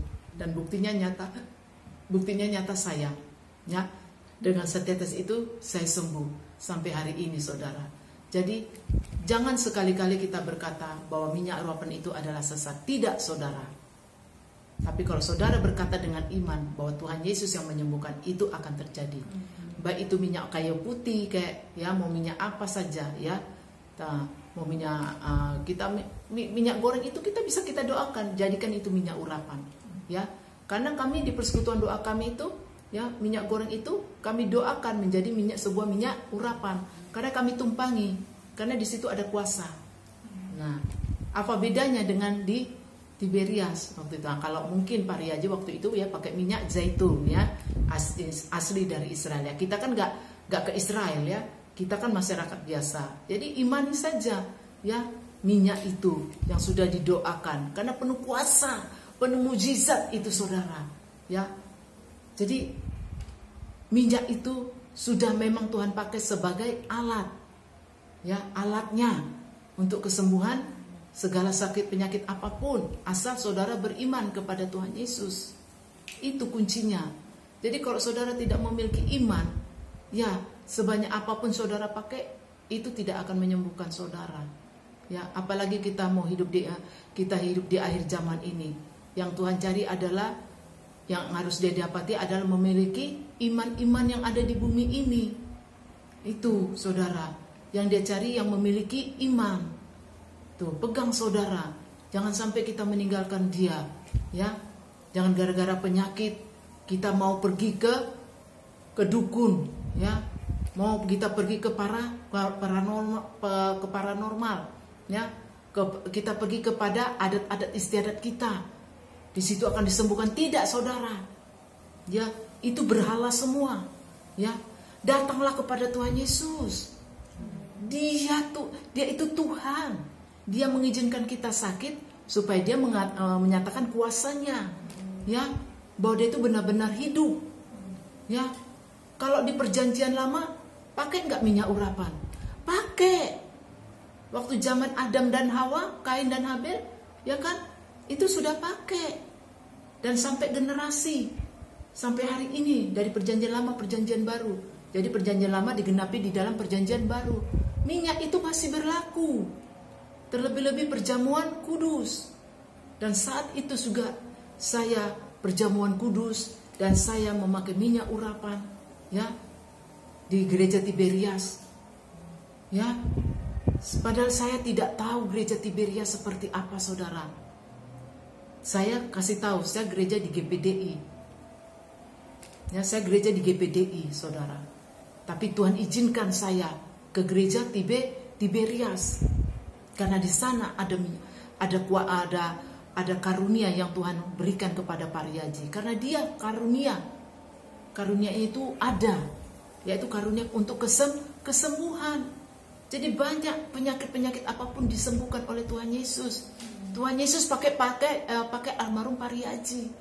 Jadi jangan sekali-kali kita mengatakan gereja Tiberias itu sesat. Yang sesat itu orangnya, kalau dia menyalahgunakan perjamuan kudus dan minyak urapan. Jangan salahkan perjamuan kudus setiap hari, minyak urapan setiap hari. Jangan saudara bilang itu jimat. Jangan. Itu salah, itu pandangan saudara. Saya sampai hari ini perjamuan kudus. Di persekutuan doa kami ini perjamuan kudus. Terutama saya dengan anak saya. Setiap hari kami perjamuan kudus. Setiap hari kami memakai minyak urapan. Karena ada kuasa. Benar yang dikatakan hambanya. Dulu pakai apa? Darah anak domba. Dan minyak urapan juga sudah ada. Dari dari daun zaitun, ya, dijadikan minyak. Kalau saudara baca itu di perjanjian lama, Apa bedanya dulu dan sekarang? Nah, kalau dulu dulu daun zaitun dijadikan ya, karena asli sana yang ada tuh di Israel, di Timur Tengah. Tapi di Indonesia kan nggak ada pohon zaitun, ya. Jadi minyak apa saja bisa, asal saudara yakin dan minyak itu diurapi dengan kuasa nama Tuhan Yesus. Nama Tuhan Yesus kan berkuasa. Rugi saudara kalau saudara mencari tabib-tabib di luar sana, di luar Tuhan Yesus. Rugi saudara. Tuhan kita tuh hidup. Dia mengizinkan semua dunia ini. Dia mengizinkan orang itu sakit. Dia mengizinkan orang itu sembuh. Dia mengizinkan orang itu tidak sembuh. Dia mengizinkan orang itu kaya dan miskin. Dia menjadikan orang itu pintar dan bodoh. Semua itu dalam kuasa Dia. Bukan manusia yang ciptakan kaya dan miskin. Semua itu Tuhan yang izinkan. Itu loh. Jadi percaya kita kepada Dia, ya. Dia berikan itu, yaitu minyak sebagai alatnya. Saya tidak peduli pada saat itu orang mengatakan bahwa itu sesat, itu sesat. Saya saja mengalami. Kalau saudara mengalami, mungkin saudara tidak berkata seperti itu. Tolong dijaga mulutnya, ya, untuk tidak sekali-kali mengejek, menghina, ya, karya-karya pekerjaan Tuhan melalui hamba-hambanya, ya. Pariaji itu almarhum, itu juga dia dapat itu suara dari Tuhan untuk kembalikan minyak perjamuan kudus dan minyak anggur, perjamuan kudus dan minyak urapan. Itu saya meyakini karena itu benar. Itu ada di firman Tuhan. Itu ada di firman Tuhan, saudara-saudara. Jangan saudara abaikan. Bacalah dari perjanjian lama sampai perjanjian baru. Semuanya sudah disampaikan. Sekarang ini pengulangan. Di akhir zaman ini pengulangan kembali lagi. Apalagi kita, pariaji juga gitu disuruh Tuhan. Mengulangi dia kan? Mengulangi dia perjanjian lama itu. Dan sekarang dia sudah ada bersama dengan Bapa di surga. Itu. Nah, pada saat saya didoakan oleh pariaji, ya, dengan minyak urapan itu, ya, bukan maksudnya karena saya terlalu jauh, jadi dia tidak bisa doakan saya, tapi saya meyakini dengan minyak setetes urapan itu saya akan sembuh. Tuh saudara, saya sembuh. Nah, pada saat itu, ya, saya menyatakan saya sembuh dan puji Tuhan 3 hari kemudian saya sembuh. Dan pada hari Selasa saya ingat masih tanggal 11 itu, ya, tahun 2024 itu, 2004, pariaji sudah tidak melayani lagi di gereja itu, dan dia sudah pindah ke gereja gedung yang baru. Coba bayangin saudara, saya mendengar seorang ibu yang Bapak utus. Dan sampai hari ini saya tidak tahu di mana keberadaan ibu ini. Karena saya sudah sembuh, saya ingin mengucapkan terima kasih kepada ibu ini. Saya tidak menemukan ibu ini, saudara. Padahal anak saya masih SD itu di sana. Saya tidak ketemu dengan ibu ini. Tapi saya mengatakan, mungkin itu adalah malaikat yang menyamar menjadi seorang manusia, yang mengatakan itu kepada saya. Dan saya percaya orang itu diutus oleh Tuhan untuk mengatakan itu kepada saya. Saya tidak kenal ibu itu, saudara. Kami berbicara berdua, 4 mata. Dan wajahnya pun saya lupa, saudara. Dan saya pun tidak menanyakan anaknya sekolah di situ atau tidak. Saya tidak menanyakan sama sekali, saudara. Yang jelas ibu itu hanya berbicara, datanglah ibu ke gereja Tiberias. Di sana ada pelayanan pariaji. Dia memiliki karunia kesembuhan. Datang ya ibu. Saya katakan, iya ibu, terima kasih. Untuk informasinya saya akan datang. Dia menyampaikan itu kepada saya. Dan saat itu saya meresponinya. Dan saya baru tahu bahwa orang itulah yang diutus oleh Tuhan kepada saya. Coba pada saat itu, bila saya mengabaikan perkataan ibu itu, dan saya tidak meresponi, ataupun mungkin saya mengatakan dalam hati saya, ya mungkin saat itu, kalau saat itu saya ada di hati saya, itu sesat, mungkin saya tidak didengarkan tidak disembuhkan sakit saya. Kalau saya sudah saat itu yang diutus Bapa, mungkin di hati saya berbicara tidak baik untuk ibu itu, mungkin saya tidak sembuh. Tapi saya meresponinya dengan 100%. Saya menerima di hati saya, tidak pikir-pikir lagi di otak saya. Dan saya tidak ada punya pikiran gereja itu sesat, masa pakai minyak urapan perjamuan kudus. Saya tidak ada punya pikiran seperti itu. Yang penting saya datang karena saya ingin sembuh. Ibu itu hanya mengatakan itu kepada saya. Begitu saya sembuh, saudara, dalam bulan itu juga saya mencari ibu itu, saya tidak ketemu. Dan akhirnya saya menyimpulkan bahwa itu adalah orang yang diutus, itu adalah malaikat yang diutus yang menjelma menjadi manusia. Bayangkan saudara, saya tidak gereja di Tiberias, tapi saya disuruh gereja di Tiberias. Dan saya datang ke gereja Tiberias, saya tidak minta izin kepada gembala saya. Karena ini hubungan saya dengan pribadi dengan Tuhan. Tidak ada sangkut pautnya dengan orang. Tidak ada sangkut pautnya dengan siapapun. Antara saya dan Tuhan. Itu saya datang. Baru itulah saya mengenal gereja Tiberias. Baru itulah saya ketemu dengan Pariaji. Dan dari situlah saya jatuh cinta dengan gereja Tiberias. Walaupun saya bukan jemaat Tiberias, tapi saya mengalami kuasa dan mujizatnya melalui di gereja Tiberias. Bukan saya mengecilkan pendeta orang lain yang sudah mendoakan saya. Jadi saya tidak mau menghakiminya. Karena masing-masing punya karunia. Hamba-hamba Tuhan punya karunia-karunia yang berbeda-beda. Ya. Jadi saya datang mencari hamba Tuhan yang sudah dikaruniakan karunia kesembuhan. Dan Pariaji itulah yang memiliki karunia kesembuhan. Itu yang Tuhan kasih. Jadi saya tidak lagi mendengar apa kata orang. Jadi saya mengalaminya sendiri. Ya. Jadi kalau saudara saat ini mendengar kesaksian dari persekutuan doa dengan Allah, kejadian ini sudah lama, tahun 2004, dan baru tahun ini saya bersaksi. Itu sudah saya diminta oleh Tuhan. Karena apa saudara? Ini mujizat yang Tuhan berikan kepada saya, yang tidak bisa saya beli dengan uang. Dengan kata lain, berobat ke sana kemari, habis uang, tidak ada kesembuhan. Tapi ini saya datang dengan cuma-cuma. Tuhan berikan juga dengan cuma-cuma. Kesembuhan itu mujizat dengan cuma-cuma. Tapi bagi mereka yang beriman kepada Dia.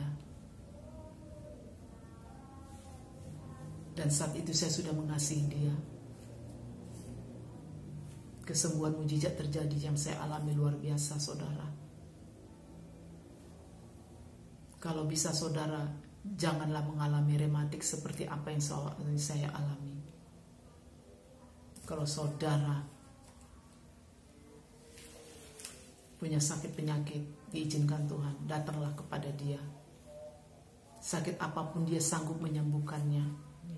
Baik itu kanker, tumor, apapun penyakit, kelainan, apapun itu.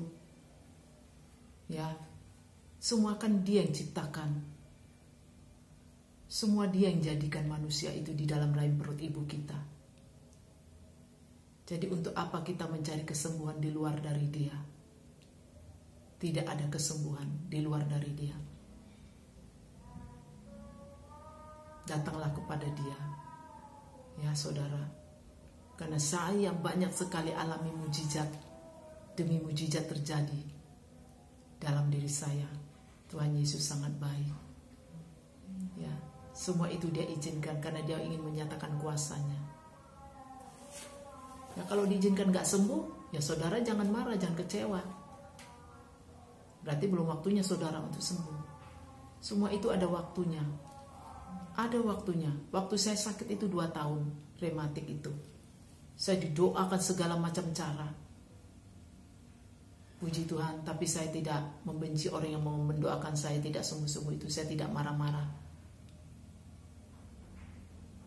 Tapi akhirnya ada waktunya Tuhan. 2 tahun itulah lewat. Tuhan mengutus seseorang kepada saya dan saya meresponinya. Dan saya menerimanya dari hati saya. Dengan hati saya, Tuhan melihat hati saya, kerinduan saya. Disitulah saya semakin mengasihi dan mencintai Bapa saya, Yesus HaMashiach Elohim. Sampai hari ini saudara, saya tidak bisa membalas semua kebaikan dia. Bila saya ingat kebaikan dia, saya tidak bisa membalasnya. Hanya selain puji dan menyembah dia, merasakan ucapan syukur kasihnya kepada saya. Terlebih dia sudah menyelamatkan hidup saya dari segala macam persoalan masalah hidup saya. Dari saya masih kecil sampai di usia saya ini, sampai almarhum suami saya tidak ada. Itu saudara.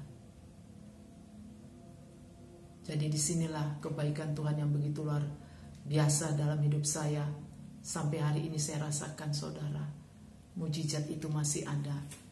Ya, bagi yang mau menanti dia, bagi yang mau mengasihi dia.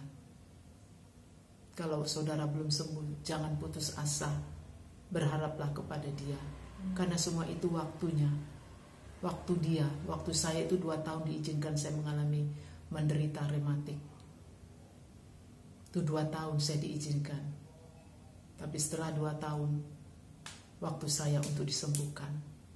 Dan saat itulah saya menerima orang-orang yang diutus oleh Tuhan kepada saya. Makanya saudara, kalau ada orang yang diutus oleh Tuhan, jangan saudara mengabaikan. Jangan saudara memalingkan wajah saudara kepada orang yang diutus. Jangan apalagi saudara menolak dia dari hati saudara. Apalagi saudara menunjukkan sikap saudara bahwa saudara tidak suka dengan orang yang diutus oleh Tuhan.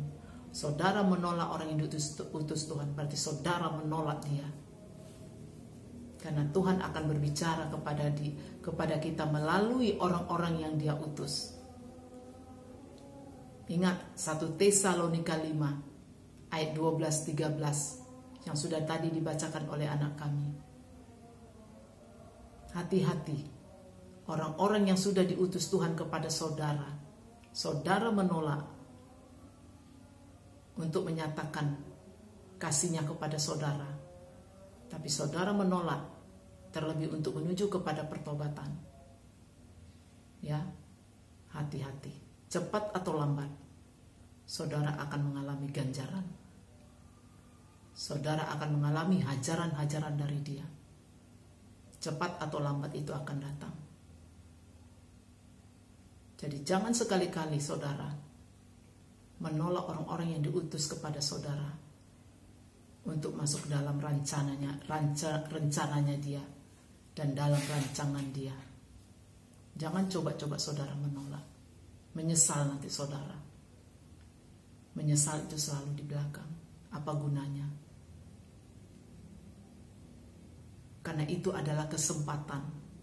Nah, waktu saya diutus waktu Tuhan mengutus orang itu kepada saya, kalau saya menolak pada saat itu, ataupun saya katakan dari mulut saya iya, tetapi ternyata saya menolak, saya tidak mau datang, saran dari orang itu saya tidak mau datang, berarti saya sudah menolak siapa? Tuhan Yesus. Bukan menolak dia, berarti saya sudah menolak Tuhan Yesus. Tapi saat itu saya merespon dan saya menerimanya dari hati saya. Jadi saya datang tidak terpaksa. Jadi saya datang tidak dengan coba-coba. Saya datang dengan hati saya yang rindu untuk disembuhkan. Saya meresponinya. Dan puji Tuhan, Tuhan sembuhkan, Tuhan pulihkan, semua-semuanya dalam hidup saya. Jadi tidak ada yang mustahil. Tidak ada yang mustahil di dunia ini. Apapun Tuhan dapat lakukan. Tapi bila kita sudah menolak orang yang diutus Tuhan kepada kita, tidak sekali, 2 kali, berkali-kali orang itu yang diutus oleh Tuhan untuk menegur kita, dan kita menolaknya terus, siap-siap saja badai itu akan datang kepada kita, karena waktu itu akan datang. Ya. Ini ada ayat firman Tuhan, Lukas pasal 10 ayat 13. Ayat 16, ya. Lukas 10 ayat 16. Barang siapa mendengarkan kamu, ia mendengarkan aku. Dan barang siapa menolak kamu, ia menolak aku. Dan barang siapa menolak aku, ia menolak dia yang mengutus aku. Benar kan saudara? Ya. Jadi Lukas 10 ayat 16. Saudara boleh catat ini ayat firman Tuhan. Dan ini menjadi peringatan bagi saudara dan saya. Ya. Terlebih-lebih menjelang kedatangan Dia. Dia sekarang sudah memakai orang-orang yang diutus. Ya, untuk menuju masuk kepada pertobatan. Karena apa? Dia menunda karena Dia mengasihi kita, supaya kita bertobat. Betapa besarnya, panjang sabarnya Tuhan Yesus itu kepada kita. Dia masih kesempatan kita untuk kita masuk dalam pertobatan. Tapi kalau saudara menolak orang yang diutus untuk saudara, tapi saudara menolak orang yang diutus untuk berbicara kepada saudara, untuk menyampaikan kebenaran firman Tuhan, suara-suara Tuhan untuk disampaikan kepada saudara, tapi saudara menolak, hati-hati. Jangan sampai hajaran Dia itu datang kepada saudara. Kalau saudara menolak, berarti saudara bukan menolak orang itu. Saudara menolak siapa? Bapa Yahweh, Yesus HaMashiach Elohim, di dalam nama Tuhan Yesus Kristus. Berarti saudara sudah menolak Dia. Kalau saudara sudah menolak Dia berkali-kali, Dia utus orang itu berkali-kali kepada saudara, terus menerus saudara menolak Dia, saya tidak mau menghakimi. Cepat atau lambat nanti saudara akan hadapi. Keselamatan sudah diberikan dengan cuma-cuma. Jadi jangan saudara sia-siakan keselamatan itu. Bertanggungjawabkan itu. Makanya sebelum itu terjadi, terimalah orang-orang yang diutus dari Tuhan kepada kita. Terima, bukan dengan terpaksa hati. Jangan dengan hati terpaksa. Seperti saya waktu diutus, orang itu diutus kepada saya tidak menerimanya dengan terpaksa. Ingat itu saudara, saya menerimanya tidak dengan terpaksa. Saya menerimanya tidak dengan memakai pikiran logika saya. Saya menerimanya dengan hati saya yang paling dalam, bahwa saya mau sembuh. Dan saya percaya itu adalah malaikat yang dikirimkan Tuhan kepada saya. Dan saya meresponi Dia. Dan saya menerima suaranya Dia. Bukan orang yang datang ke rumah saya. Karena saya bertemu di sekolah, tempat anak saya belajar, bersekolah. Saya menerima suaranya. Dan saya meresponinya. Kalau saya menerima suaranya, berarti saya meresponi. Dan saya menerima siapa? Tuhan Yesus. Karena Dia yang akan menyembuhkan saya, bukan orang itu. Orang itu kan hanya menyampaikan suaranya. Dan kan Dia itu hanya Allah. Nah itu saudara. Puji Tuhan, ya. Papi saya waktu itu menerima suara orang yang diutus oleh Tuhan waktu itu, ya.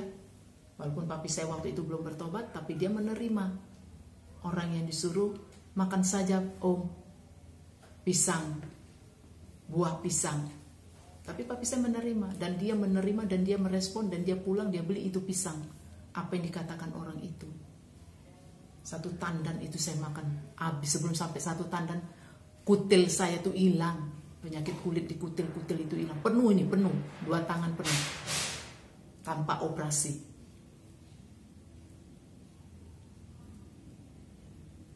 Dan sekarang pun terjadi lagi. Orang yang diutus oleh Tuhan lagi datang kepada saya. Waktu itu papi saya, sekarang bagian saya. Orang itu datang kepada saya. Dan saya menerima orang itu suaranya. Dan saya datang. Puji Tuhan. Ini sembuh nih di belakang saya. Tempat ini kalau kita duduk, situlah tulang ekor. Sembuh saudara. Makanya terimalah orang yang diutus Tuhan. Jangan dengan hati terpaksa. Jangan. Terima dengan hati yang tulus. Hati yang murni. Karena ada suara Bapa, ada suara Tuhan Yesus yang akan disampaikan melalui hambanya, orang yang diutus itu kepada kita. Karena dia akan berbicara. Tuhan akan berbicara kepada kita melalui hamba yang dia utus itu. Ya, terimalah Tuhan Yesus dengan orang-orang yang diutus itu. Terimalah, terimalah. Apalagi kita sudah mau di ujung akhir zaman ini yang akan sebentar lagi dia tutup.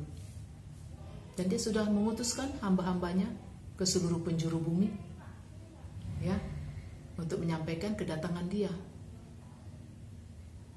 Jadi jangan saudara menolak orang-orang yang diutus. Terima untuk keselamatan saudara dan saya. Itu saudara. Kalau sudah berkali-kali orang yang diutus saudara terus-menerus menolak, antara 2, selamat atau tidak. Masih ada nggak kemurahan Allah untuk orang itu? Masih ada nggak perhatian Tuhan untuk orang itu? Jangan sampai Tuhan memalingkan wajahnya dan dia berikan kepada orang lain karunia-karunia itu. Jangan sampai saudara, jangan sampai. Jadi terimalah dia dari hati yang paling dalam. Jangan menolak dia, jangan menerima dia dengan hati yang terpaksa. Jangan menerima dia karena daripada. Jangan. Terimalah dia dari hati yang paling dalam, orang-orang yang diutus itu. Penyesalan itu tidak ada gunanya. Air mata tidak bisa mengubah segala sesuatu. Karena sudah mengecewakan hatinya Tuhan. Secara tidak langsung kita sudah kecewakan Tuhan. Tuhan sudah jadi kecewa lagi sama kita. Jangan kecewakan Tuhan dengan menolak orang-orang yang diutus. Dan jangan berpura-pura menerima orang-orang yang diutus. Jangan berpura-pura. Habis saudara nanti. Berarti saudara menerima orang yang diutus tapi dengan pura-pura. Berarti saudara menerima Tuhan Yesus dengan pura-pura. Jadi makanya saya bilang antara 2, selamat atau tidak. Kalau sekarang diangkat atau tidak. Masuk kesusahan besar, mungkin bisa. Karena sudah berulang-ulang kali diutus, masih menolak terus. Tuhan itu juga ada kesabaran. Jangan sampai kesabarannya hilang, dia biarkan orang itu. Karunia tadinya diberikan kepada orang itu yang mau dia sembuhkan, yang mau dia selamatkan, dia menolak-nolak terus, dilimpahkanlah ke orang lain. Jadi jangan salahkan Tuhan. Jangan salahkan Tuhan. Salahkan diri saudara. Salahkan diri saudara. Jadi lagi masih ada kesempatan. Orang yang diutus itu adalah kesempatan. Jadi waktu itu saya didatangi orang itu adalah kesempatan emas buat saya. Lalu saya respon. Mungkin kalau saya menolak saat itu, kesempatan itu sudah hilang. Mungkin saya tidak hidup sampai hari ini dan kita tidak berjumpa di sini. Tapi karena saya meresponinya, kesempatan itu. Karena kesempatan tidak akan datang yang kedua kali, hanya sekali. Makanya pinter-pinter, berhikmat. Kesempatan itu tidak akan datang yang kedua kali, tidak ada. Hanya sekali. Peluang itu hanya sekali. Jadi kalau disia-siakan, rugi saudara. Saudara yang rugi, Tuhan yang gak rugi. Nah, waktu itulah saya terima kesempatan tawaran itu. Tawaran itu untuk saya datang ke gereja Tiberias. Ya, saya datang ke gereja Tiberias. Dan ini saya sembuh sampai hari ini. Jadi minyak urapan, perjamuan kudus dan minyak urapan itu satu paket. Tidak bisa dipisahkan. Ya, karena kita terima darahnya Tuhan Yesus. Itu satu paket saudara. Jadi jangan saudara bilang perjamuan kudus, minyak urapan itu adalah sesat. Pertanggungjawabkan mulut saudara itu. Perkataan saudara itu. Ya, janganlah berhenti, janganlah sering-sering ataupun berhentilah untuk menghujat gereja-gereja di luar sana. Jangan saudara menghujat terus gereja-gereja di luar sana, mengatakan sana sini sesat, ini sesat, itu sesat. Yang sesat itu saudara, karena saudara tidak beriman, karena saudara belum tentu juga saudara sungguh-sungguh di dalam Tuhan. Atau apakah saudara menerima Tuhan Yesus sebagai Tuhan dan Juru Selamat saudara? Mungkin di mulut, di hati tidak.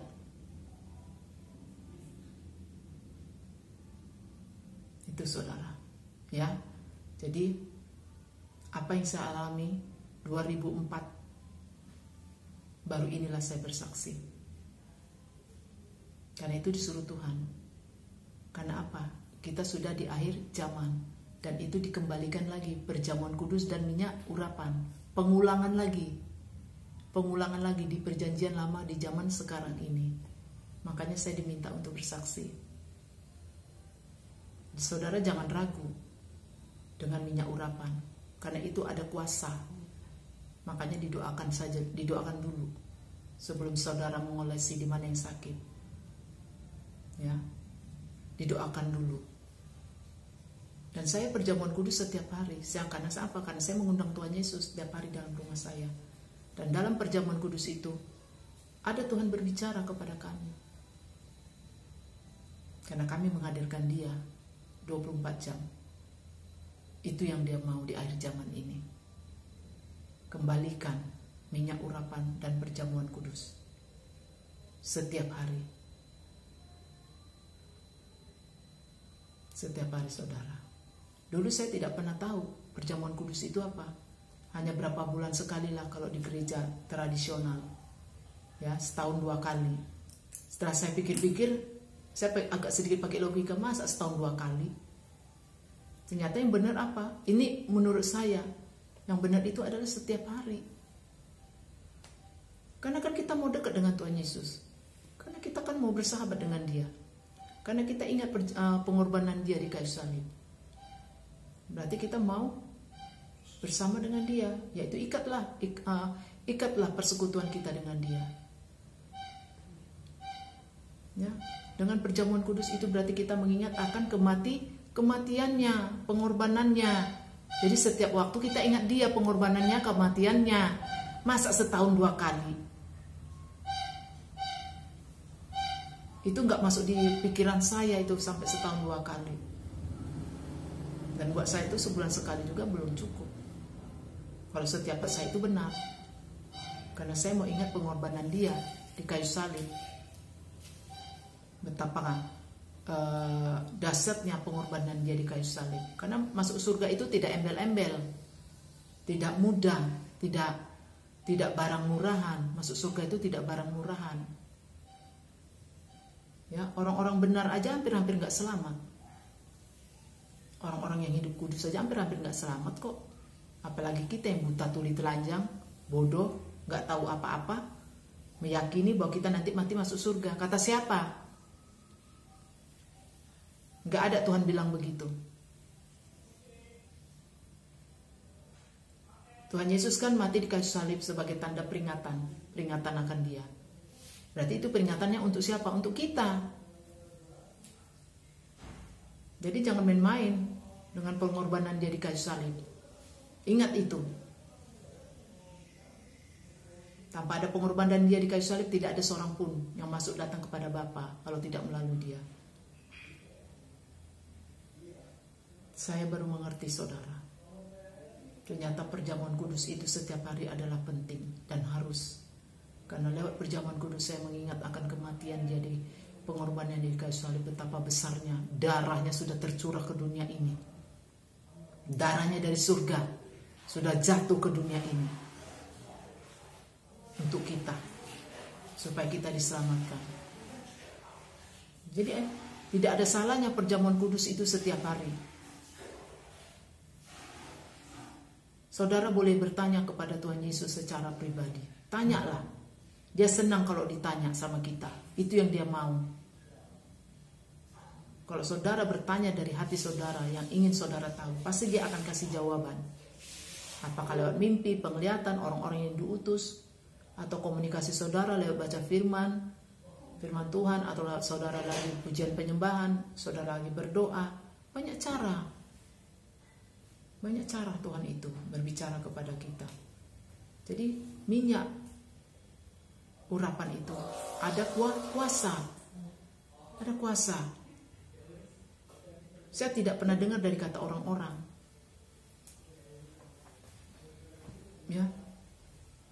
Saya tidak pernah dengar. Saya hanya dengar orang yang diutus itu oleh Tuhan kepada saya. Itu yang saya dengar.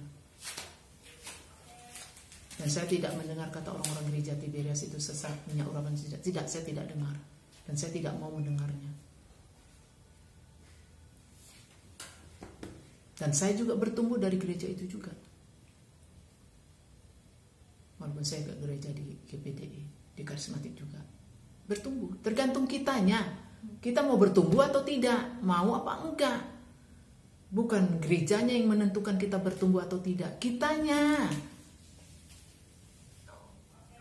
Gedung itu kan wadah, gerejanya itu kita ini gerejanya. Kita mau bertumbuh apa enggak? Ya tergantung kita. Makanya beri hati kita untuk Tuhan. Jangan setengah-setengah hati. Jangan separuh-separuh hati. Ya dia juga nanti akan separuh-separuh hatinya bekerja untuk kita. Bahkan gak mau dia mungkin berbicara kepada kita. Gitu loh. Ini saudara kesempatan loh di akhir zaman ini ya. Di akhir zaman ini kesempatan. Dikembalikan lagi minyak, urapan dan perjamuan kudus. Jadi apa yang dikatakan oleh almarhum Pariyaji dan keluarga besar Tiberias, istri dan anak mantunya itu adalah iya dan amin. Benar saudara. Itu mereka tidak dari pikiran mereka yang berbicara. Itu dari Roh Kudus, dari Tuhan Yesus sendiri yang berbicara kepada beliau. Saya ini orang bodoh saudara, tidak tahu apa-apa. Tapi saya meyakini dan saya percaya sekali bahwa itu dari Tuhan. Dan ternyata benar. Dan saya melangkah. Dan saya mengimani. Jadi firman Tuhan itu yang disampaikan oleh almarhum Pariyaji, itu iya dan amin.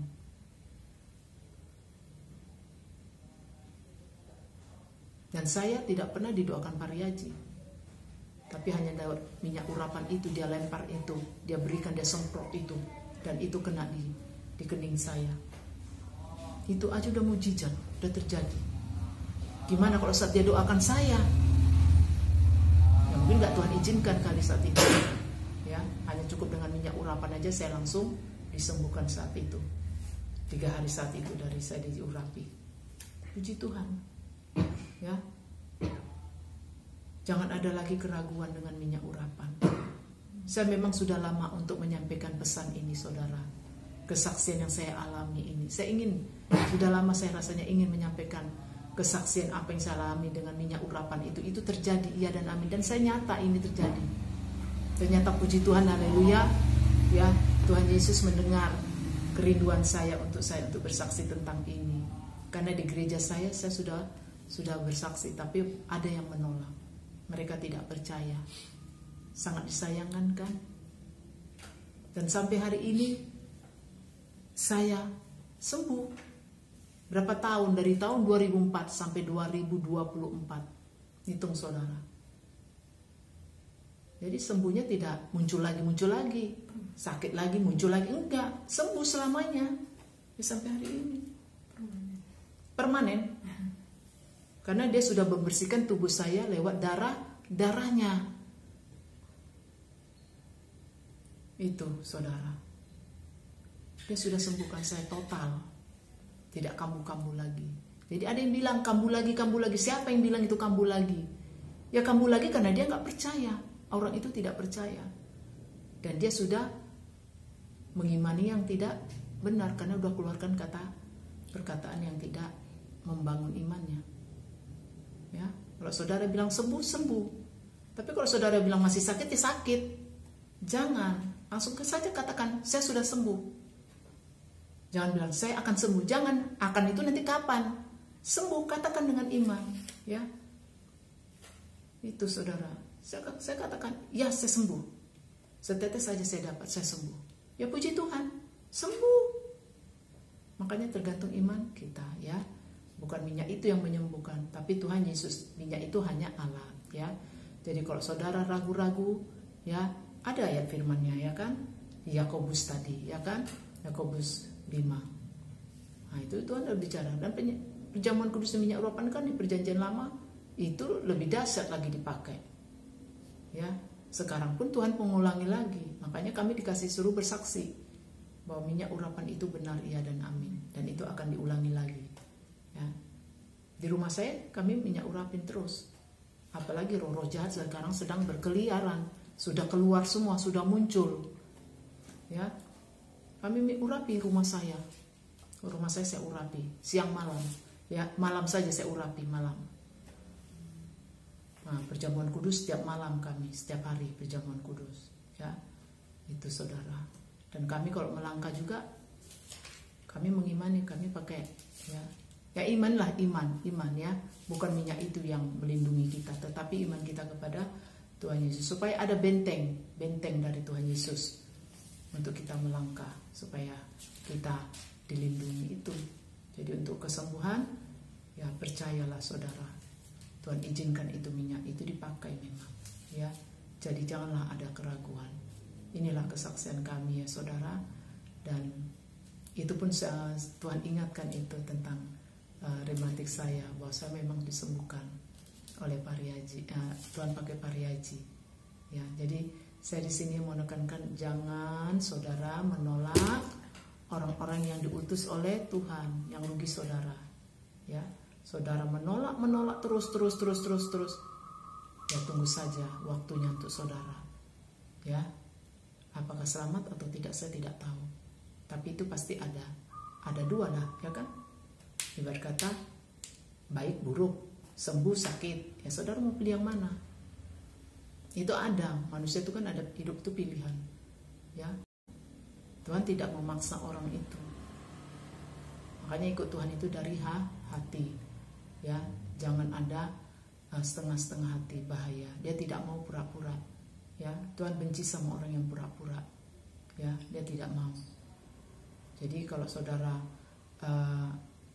ingin mengalami kuasa mujizat Tuhan, imani, percaya sebelum melihat. Itu karena kuasa di balik minyak urapan, di balik minyak urapan itu ada kuasa. Jadi sebelum saya mengakhiri kesaksian saya ini, ya, percayalah bahwa apa yang dikatakan oleh almarhum Bapak Pariaji mengembalikan perjamuan kudus dan minyak urapan itu iya dan amin, dan itu yang akan Bapak cari. Nah, dan saya puji Tuhan sampai hari ini saya mengimani bahwa apa yang dikatakan oleh almarhumnya Bapak Pariaji itu iya dan amin. Karena saya sudah mengalami, dan anak saya juga sudah mengalami. Ya, saya juga dapat banyak mendengar suara-suara Tuhan dari gereja Tiberias juga melalui hamba-hambanya yang Tuhan utus. Ya, melalui persoalan masalah apapun selain di gereja saya, karena itu seperti itu. Jadi saya sekarang sudah fokus di tempat saya berjemaat sekarang ini, karena sudah waktunya kata Tuhan saya untuk menetap sampai dia datang menjemput kami. Nah, inilah kesaksian saya. Biarlah kesaksian saya mengenai sakit penyakit saya yang sudah disembuhkan oleh Tuhan Yesus dari saya kelas 2 SD ya. Nah, sampai hari ini itu dahsyat Tuhan Yesus. Ya, bahwa dia itu iya dan amin ya. Bahwa benar bahwa dia itu menyertai kita sampai akhir zaman. Bayangin dia menyertai saya sampai di usia saya udah 58 mau menuju 60 tahun. Dia menyertai saya loh sampai hari ini. Sampai rambut saya putih, kan ada firman-Nya. Sampai rambut kita memutih, dia menggendong kita. Nah, ini saya ngalami tuh. Ya kan? Enak loh ikut Tuhan Yesus tuh. Asal setia ya, jangan ragu-ragu. Ya. Haleluya. Inilah kesaksian kami dari Persekutuan Doa dengan Allah. Biarlah ini kesaksian saya menjadi berkat bagi banyak orang dan bagi ibu, bapak, saudara semuanya. Yakinlah bahwa segala sesuatu Tuhan izinkan itu adalah yang terbaik, karena ada rencana yang Dia mau kerjakan untuk kita, ya. Jadi janganlah kita mengeluh dengan kesakitan kita, ucapkanlah syukur, ya. Karena di balik sakit penyakit kita itu ada mukjizat nanti yang akan dapat kita akan dapat kita terima kita akan dapati mukjizat itu bila saudara meyakini Dia, percaya kepada Dia. Haleluya, haleluya, haleluya. Amin, amin, amin. Saya kembalikan kepada hambanya kita.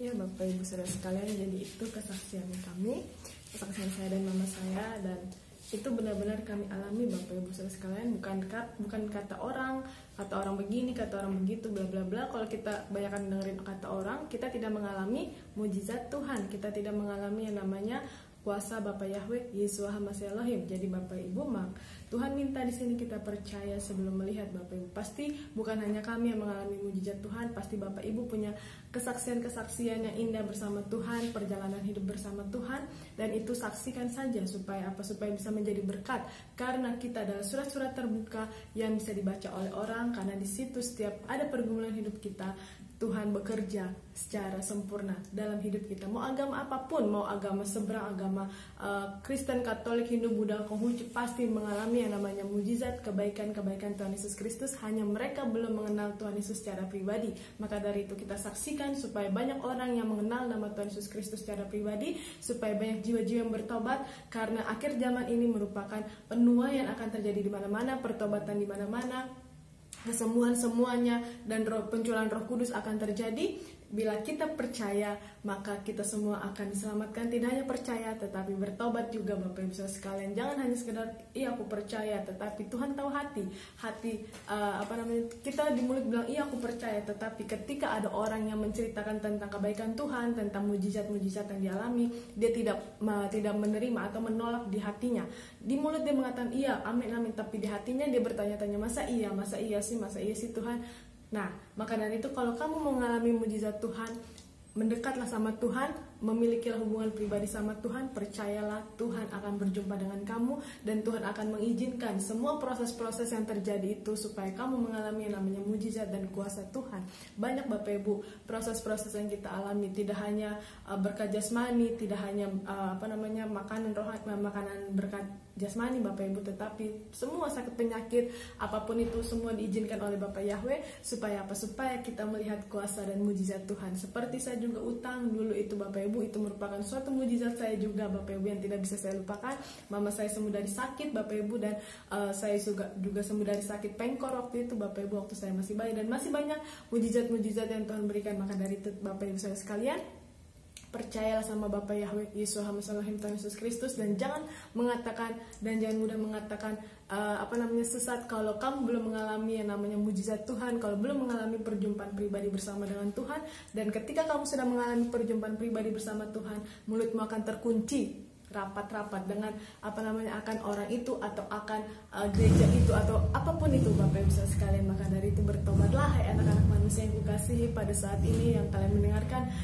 Pesan dari Bapakku Semesta Elohim, bertobatlah, percayalah kepada Bapak Semesta Elohim, ada kuasa di balik minyak urapan dan perjamuan kudus. Bila kalian semua percaya, lakukanlah itu, urapilah rumah kalian dengan minyak urapan dan perjamuan kuduslah. Dengan kalian melakukan perjamuan kudus, kalian akan mengenal hari penyalipan Bapak Semesta Elohim di atas kayu salib, karena tubuh dan darah oleh bilur-bilurnya Bapak Yahweh Semesta Elohim Tuhan Yesus Kristus, kalian sudah sembuhkan, sudah diselamatkan. Maka dari itu bertobatlah, berjaga-jagalah, dan lakukanlah minyak urapan perjamuan kudus setiap hari, baik sendiri pribadi maupun bersama dengan keluarga kalian, baik saat misbah doa, baik saat kalian dimanapun, urapi dengan minyak urapan diri kalian itu. Karena apa? Karena sekarang ini iblis semakin gencar untuk mencobai kalian anak-anak. Maka dari itu bertobatlah, berjaga-jagalah, karena hari-hari semakin jahat, kalian melawan penghulu-penghulu di udara ini ya. Jadi bertobatlah, berjaga-jagalah, karena sekarang bukan waktunya untuk bermain-main, melainkan waktunya untuk apa? Untuk pakai senjata firman Allah, perlengkapan rohani, untuk apa? Supaya kalian tetap kuat dan bertahan di akhir zaman ini, di penghujung zaman sekarang ini. Jadi bertobatlah, berhati-hatilah, berjaga-jagalah, berwaspada senantiasa, dan tutuplah mulut kalian itu untuk mengatakan orang lain sesat, karena orang yang sesat itu adalah orang yang tidak mengerjakan kehendak Bapa Semesta Elohim, orang yang memakai pikirannya untuk apa? Untuk tidak menjaga dirinya dengan firman Tuhan. Pikirannya itulah yang membuat dirinya itu sesat. Maka dari itu janganlah kalian memakai pikiran kalian sendiri, tetapi pakailah firman Tuhan Bapa Semesta Elohim untuk apa? Untuk supaya kalian tetap bertahan di akhir zaman ini, di penghujung zaman ini. Karena banyak orang-orang yang sudah disesatkan oleh pikiran mereka sendiri, bukan orang-orang yang menyesatkan mereka, tetapi pikiran mereka sendiri.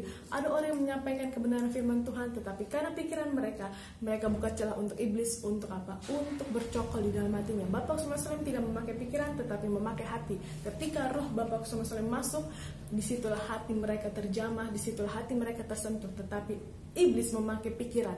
Ketika kamu dihantui dengan rasa bersalah, dihantui dengan rasa ketakutan, disitulah kamu sudah membuka celah untuk iblis. Maka dari itu janganlah kalian membuka celah untuk iblis dari pikiranmu, karena pikiranmu itu jahat. Karena kamu tidak bisa menyelami pekerjaan Bapa Semesta Elohim dengan pikiran kalian. Kalau kalian menyelami dengan logika kalian, dengan pikiran kalian akan menjadi gila. Maka dari itu, kalau kamu tidak mau menjadi gila, pakailah roh dan kebenaran firman Bapa Semesta Elohim. Sembahlah Bapa Semesta Elohim dalam roh dan kebenaran firman Bapa Semesta Elohim, bukan dengan logika kalian, bukan dengan kepintaran kalian. Jadi bertobatlah, berjaga-jagalah, dan perhatikanlah akan terjadi fenomena-fenomena yang ajaib yang belum pernah terjadi, bahkan sudah pernah terjadi dan akan terulang lagi di akhir zaman ini, di penghujung zaman ini. Makanya jangan takut kalau ada terjadi fenomena atau apapun itu merupakan peringatan buat kalian semua manusia di bumi, untuk kalian lebih lagi bertobat, berjaga-jaga, dan datang kepada Bapa Semesta Elohim. Ketika harinya sudah datang nanti, kalian sudah siap sedia, Bapa Semesta Elohim datang menjemput kalian, baik secara semuanya maupun secara meninggal, kematian. Berbahaya kalau kalian tidak siap-siap ketika Bapa Semesta memanggil kalian dalam kematian, karena disitulah maut langsung menjemput kalian. Apakah kalian ke surga atau ke neraka? Jadi kalian harus percaya bahwa surga dan neraka itu ada. Jadi bukan hanya karena kalian sudah percaya kepada Bapa Semesta Elohim, lalu kalian melakukan dosa seenaknya dan tidak ada pertobatan, kalian bisa masuk surga. Tidak. Tanpa pertobatan tidak ada seorang pun manusia bisa masuk ke dalam kerajaan surga. Ketika Bapa Semesta Elohim mengizinkan sakit di dalam rumah sakit, di ruang ICU, disitulah roh orang tersebut berbicara dengan Bapa Semesta Elohim. Kalau dia mau percaya dan bertobat dan mengakui dosa-dosanya di hadapan Bapa Semesta Elohim, maka dia akan masuk surga. Tetapi ketika saat dia sakit, lalu rohnya berbicara dengan Bapa Semesta Elohim dan tidak mau bertobat, disitulah dia akan menangis. Makanya jangan heran kalau ketika ada orang-orang yang mati, sebelum mati mereka akan berbicara. Kalau mereka yang tidak percaya dan tidak mau bertobat pada saat itu, dia akan meraung-raung, menangis, dia akan merasa sedih, dia akan merasa ketakutan, dia merasa seperti roh maut melihat, mengambil. Pada saat itu roh maut yang mengambil, bukan Bapa Semesta Elohim. Tetapi bagi mereka yang percaya dan mau bertobat, disitulah ada ketenangan saat mereka meninggal. Jadi bertobatlah, berjaga-jagalah, dan berwaspada senantiasa. Dan tanda-tanda kedatangan Bapa Semesta Elohim sudah sangat-sangat nyata. Hai manusia, bukalah matamu lebar-lebar. Lihatlah bahwa tanda-tanda ini sudah nyata. Apakah kalian kurang untuk melihat? Apakah kalian kurang percaya bahkan kalian tidak percaya bahwa tanda-tanda ini sudah di akhir zaman, sudah di penghujung zaman. Jadi bertobatlah, jangan kalian sepelekan hidup kalian itu. Pakailah hidup kalian itu untuk hormat kemuliaan nama Bapa SWT seperti Melita dan Melisa. Kalau kalian melihat berita-berita ini, mengapa mereka dua orang itu kupanggil supaya mereka tidak menjadi dosa pada saat mereka hidup. Makanya aku ambil mereka di masa muda supaya mereka tidak menjadi dosa di masa muda mereka, di masa dewasa mereka. Makanya aku ambil mereka supaya mereka kudus, berkenan di hadapan Bapakku Yesus Kristus. Bagi keluarga kalian Melisa, Melita, jangan lagi menangis, jangan lagi tangisi anak kalian, tetapi tangislah diri kalian sendiri, tangislah dosa kalian, apakah kalian akan selamat atau tidak, dan kerjakanlah keselamatan itu selagi masih ada waktu dan kesempatan. Bertobatlah, berjaga-jagalah, dan jangan lagi tangisi anak-anak kalian Melita dan Melisa. Karena Melita dan Melisa sudah ada bersama dengan Bapak sama Selohim. Jadi untuk kalian yang masih ada, abang-abangnya, bapak ibunya semuanya, bertobatlah, datanglah lebih dekat lagi kepada Bapak sama Selohim. Supaya apa? Supaya kalian juga bisa menyusul Melita dan Melisa di dalam kerajaan Bapak sama Selohim. Tetapi kalau kalian tidak mau bertobat, tidak bisa kalian menyusul Melita dan Melisa. Jadi stop untuk menangisi Melita dan Melisa. Jangan lagi kalian tangisi orang yang sudah mati, tetapi tangislah diri kalian sendiri. Bukankah ada sudah di firman Tuhan bahwa ada firmannya bahwa tangislah kalian, jangan tangislah aku, tetapi tangislah dosa-dosa kalian, tangislah dan sesalilah dosa-dosa kalian itu. Jadi ketika ada sanak saudara kalian yang mati, anak-anak kalian yang mati atau siapapun yang mati, tangislah diri kalian, jangan tangisi lagi anak-anak kalian, jangan tangisi orang-orang yang sudah pergi itu, tetapi tangislah diri kalian. Pikirkanlah keselamatan diri kalian, karena keselamatan itu masing-masing. Jadi bertobatlah, berjaga-jagalah, berwaspadalah selalu senantiasa, dan mengucap syukurlah dalam segala hal. Jangan lagi berbuat dosa. Dan terimalah orang-orang yang kuutus, yang kuurapi untuk menyampaikan kebenaran firman Tuhan Bapakku sama Selohim. Jadi bertobatlah, berjaga-jagalah, dan berdoalah selalu senantiasa, dan mengucap syukurlah. Ada uang atau tidak ada uang, bersyukurlah. Berbahagialah mereka yang mau memberi tumpangan kepada orang-orang yang membutuhkan, kepada mereka yang haus, kepada mereka yang lapar. Karena ketika aku haus, kalian memberikan aku makan. Ketika aku lapar, kalian memberikan aku makan. Ketika aku tidak memiliki pakaian, kalian memberikan aku pakaian. Maka dari itulah maksud dari firman adalah ketika aku kirim orang-orang miskin atau siapapun kuutus kalian untuk meminta bantuan kepada kalian, terimalah mereka dengan penuh sukacita, dengan penuh kasih. Supaya apa? Supaya berkat-berkat kalian tercurah. Karena jangan takut untuk memberi kepada mereka yang membutuhkan. Karena ketika kalian memberi, memberkati mereka itu, kalian akan berkati berlimpah-limpah. Karena hidup kalian itu bukan untuk diri kalian sendiri, tetapi untuk orang lain juga. Jadilah berkat, jadilah terang dimanapun kalian berada saat ini. Bertobatlah, berjaga-jagalah, dan berwaspadalah selalu senantiasa, dan mengucap syukurlah dalam segala hal. Ini saja yang kusampaikan kepada kalian anak-anak yang ada di muka bumi ini. Karena Bapak SWT sangat mengasihi kalian semua, sangat mengasihi kalian semua. Makanya aku tidak henti-hentinya memberikan peringatan kepada kalian supaya kalian tetap datang kepada Bapak SWT, bertobat, berjaga-jaga, dan berdoa selalu senantiasa. Terima kasih Bapak Ibu Saudara sekalian. Kiranya kesaksian saya dan mama saya dapat membawa kabar sukacita dan sejahtera bagi Bapak Ibu, sehingga banyak jiwa yang dimenangkan, banyak jiwa yang bertobat, dan semakin semangat dalam mengikuti Bapak Yahweh Yesus Tuhan Yesus Kristus. Terima kasih, Tuhan Yesus memberkati. Salam, shalom, dan selamat pagi, siang, sore, malam, dimanapun Bapak Ibu berada. Terima kasih.